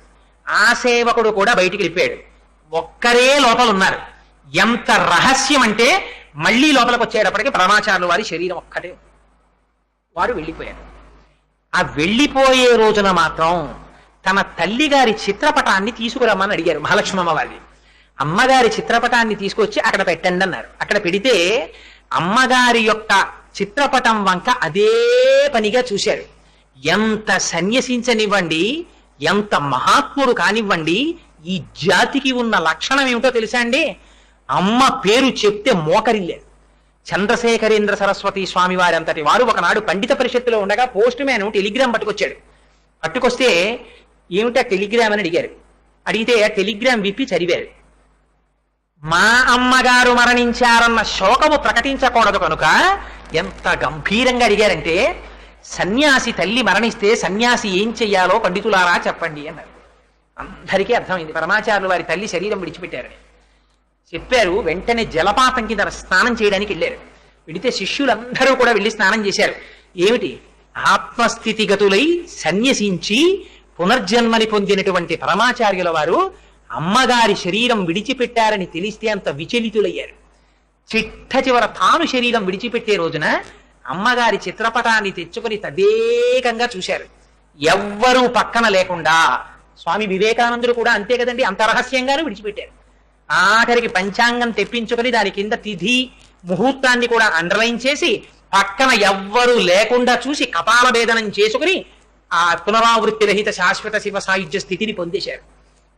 అనంతాత్మలో తాను కలిసిపోయారు. అలా పరమాచార్యుల వారు కూడా అంత రహస్యంగానే వెళ్ళిపోయారు. ఇంత చక్రవర్తి స్థితిని పొంది ఇంత పరివారం ఉన్నవారు ఎంత విచిత్రమో చూడండి. ఆ క్షణం వచ్చేసరికి ఏమిటో ఎవరి మానాన వాళ్ళు వెళ్ళిపోయారు. పక్కన ఎవ్వరూ లేకుండా ఉండరు అసలు. అలాంటిది ఒక్క సేవకుడిని కూడా పైకి పంపించేశారు. అతి రహస్యంగా వెళ్ళిపోయారు. అలా పువ్వులా వచ్చారు, పువ్వులా వెళ్ళిపోయారు. ఆయన కారణజన్ముడు అనడానికి ఇంకా ఇంతకన్నా దృష్టాంతం ఏమిటి? భగవానుడు అవతారమూర్తిగా వచ్చి రాక్షస సంహారం చేస్తాడు. కానీ ఒక గురుస్వరూపంగా వచ్చి ఒక గురువు జ్ఞానమే ఇయ్యగలిగిన వాడు, మోక్షమే ఇప్పించగలిగిన వాడు, భౌతికమైన ఐశ్వర్యాన్ని కోరికల్ని తీర్చడం ఒక లెక్క. అందుకే ప్రతి ఇంటిలో ఉండవలసినటువంటి మూర్తులలో చంద్రశేఖరేంద్ర సరస్వతి స్వామివారి చిత్తరువు ఉండి తీరాలి. ఉండని ఇల్లు ఉండకూడదు. మీ ఇంటి గోడలు, మీ ఇంటి గోడలకి మీరు వేయించుకున్న పెయింటింగ్లు, మీ ఇంటీరియర్ డెకరేషన్లు, అది ఐశ్వర్యం కాదు. ఐశ్వర్యం అంటే ఏదైనా ఉంటే ఏదో తెలుసా అండి? మీ ఇంట్లో ఆదిశంకరాచార్యులు వారి చిత్తరువు, చంద్రశేఖరేంద్ర సరస్వతి స్వామి వారి చిత్తరువు ఉంటే మీ ఇంటికి మనవడొచ్చి తాతగారండి ఆయన ఎవరండి అని మీరు అడిగితే ఆ చంద్రశేఖరేంద్ర సరస్వతి స్వామి వారి గురించి 4 మాటలు చిన్నపిల్లవాడికి మీరు చెప్తే భావితరాలు కంచి పీఠానికి వెళ్లి నమస్కరించిన రోజున ఈ జాతి సంస్కృతి నిలబడుతుంది. పరమాచార్యుల వారు ఎక్కడికి వచ్చినా పిల్లలందరినీ కూర్చోబెట్టి రామనామం రాయించేవారు. వెండి డాలర్లు ఇచ్చేవారు, బంగారు డాలర్లు ఇస్తుండేవారు. కాబట్టి నేను ఇలాంటి మాటలు చెప్పడానికి కావలసినంతటి స్థితిని పొందినవాడను కాను అని నాకు తెలుసు. కానీ కేవలం ఆర్తితో మాత్రమే ఒక్క మాట చెప్తున్నాను. మనం అటువంటి సంస్కృతికి వారసులం. అందుకే పరమాచార్యుల వారు బహుశः అనుకుని ఉంటారు, ఒరే నిజంగా ఈ ప్రసంగానికి సంబంధించి ఎక్కడ అనౌన్స్మెంట్ లేదు, ఒక కరపత్రం వేయలేదు, ఒక దేవాలయంలో బోర్డు పెట్టలేదు. మొట్టమొదట నేను దొరగారు మాట్లాడుకుంటూ ఉండగా ఈ సంకల్పం ఉదయించింది. ఇది ఎక్కడ పెట్టాలనుకున్నాం? మా గోపి గారి ఇంట్లో అనుకున్నాం ముందు, కానీ వర్షాలు వచ్చాయి, లేకపోతే అక్కడ జరగవలసింది. అది అటు తిరిగి ఇటు తిరిగి హనుమత్ జయంతి తిథి నాడు అసుర సంధ్య వేళలో అటువంటి బ్రాహ్మీమూర్తులైనటువంటి రామకృష్ణ పరమహంస ఆశ్రమంలో కాకినాడలో ఓపెన్ ఎయిర్ లో నువ్వు పిలవడం ఏమిట్రా నా గురించి? యోగ్యులైన వాళ్ళందరూ వస్తారు, వచ్చి వింటారు. నువ్వు నిమిత్త మాత్రం, నువ్వు చెప్పడం ఏమిట్రా? వచ్చి కూర్చో చాలు. నా గురించి పలకాలని తాపత్రయపడుతున్నావు కనుక నీలోకి నేనే ప్రవేశించి పలికిస్తానన్నారు పరమాచార్యులు వారు. పలికించారా లేదా? అయితే వారి గురించి నేను చెప్పగలవరనా?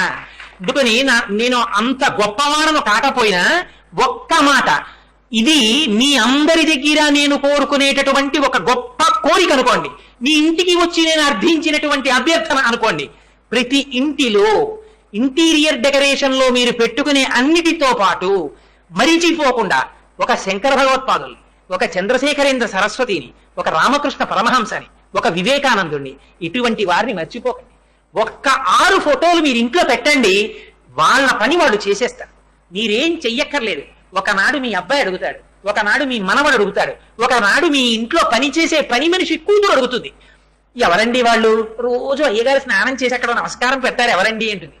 అంటే ఆనాడు మీ భార్య, మీ పిల్లలు వారా కంచి పీఠాధిపతులే చంద్రశేఖరేంద్ర సరస్వతి అని మహాపురుషులు అని ఒక్క 2 మాటలు చెప్పారనుకోండి, ఈ జాతికి కంచి పీఠానికి వెళ్ళడం అలవాటు అవుతుంది, కలకత్తా వెళ్ళడం అలవాటు అవుతుంది, రామకృష్ణ ఆశ్రమానికి వెళ్ళడం అలవాటు అవుతుంది. ఇది అలవాటైన నాడు అది భారతదేశానికి ఐశ్వర్యం, అది మన దేశపు సంస్కృతి.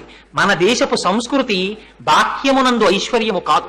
అందుకని ఐశ్వర్యముతో పాటుగా ఆ సంస్కృతికి పట్టుకొమ్మగా ఈనాడు నేను చేసినటువంటి ఈ ఉపన్యాసం చేత 2 ఇళ్లలో పరమాచార్యుల వారి ఫోటో కనపడితే అంతకన్నా నా జీవితానికి ధన్యత వేరొకటి లేదు అని తెలియచేసుకుంటూ, ఇంతటి మహత్తరమైనటువంటి అవకాశాన్ని నాకు ఇచ్చి ఇంత పరమ పవిత్రమైనటువంటి ప్రాంగణంలో వీడు శక్తివంతుడో కాడో వీడు ఏం చెప్పగలడని కూడా చూడకుండా బ్రహ్మశ్రీ తిమ్మాజీరావు గారు లాంటి పెద్దలు కూర్చుని అయ్యో చెప్పబోయ్ అని వీడిని భుజం తట్టి ప్రోత్సహించకపోతే అయ్యో పాపం వీడు పిరికితనంతో చెప్పుకోకుండా భయపడిపోయి వెళ్ళిపోతాడేమోనని భుజం తట్టి 4 మాటలు చెప్పించి నన్ను కృతార్థుణ్ణి చేశారు. మీ అందరికీ ఈ మాట ఎందుకన్నానంటే, ఎక్కడా అడ్వర్టైజ్మెంట్ లేకపోయినా, ఎక్కడా మేము ఎవరికీ చెప్పకపోయినా ఇంతమంది వచ్చారంటే నాకు ఎంత ఆశ్చర్యంగా ఉందంటే, ఇప్పటికీ జాతికి గురువుల పట్ల, అటువంటి మహాపురుషుల పట్ల నిబద్ధత ఉంది. లేకపోతే ఇంతమంది ఒక చేతకాని వాడు మాట్లాడుతుంటే, ఆర్డర్ అయిపోతుంటే 9 అయిపోతుంటే కూర్చుని వింటున్నారంటే, ఎక్కడైనా ఎవరైనా వినడం లేదంటే అది పాత్రదోషం తప్ప వింటున్న వాడి దోషం కాదు. అందుకని మీ అందరికీ మరొక్కసారి నా హృదయపూర్వకమైనటువంటి కృతజ్ఞతలు ఆవిష్కరిస్తూ, మంగళాశాసనపరై మదాచార్య పురోగమై సర్వైశ్చ పూర్వైరాచార్యై సత్కృతాయాస్తు మంగళం. మంగళం కోసలేంద్రాయ మహనీయ గుణాత్మనే చక్రవర్తి తనూజాయ సర్వభౌమాయ మంగళం. ఉమాకాంతాయ కాంతాయ కామితార్థప్రదాయినే శ్రీగిరీశాయ దేవాయ మలినాథాయ మంగళం. కరచరణకృతం వా కర్మ వాక్కాయజం వా శ్రవణనైనజం వా మానసం వా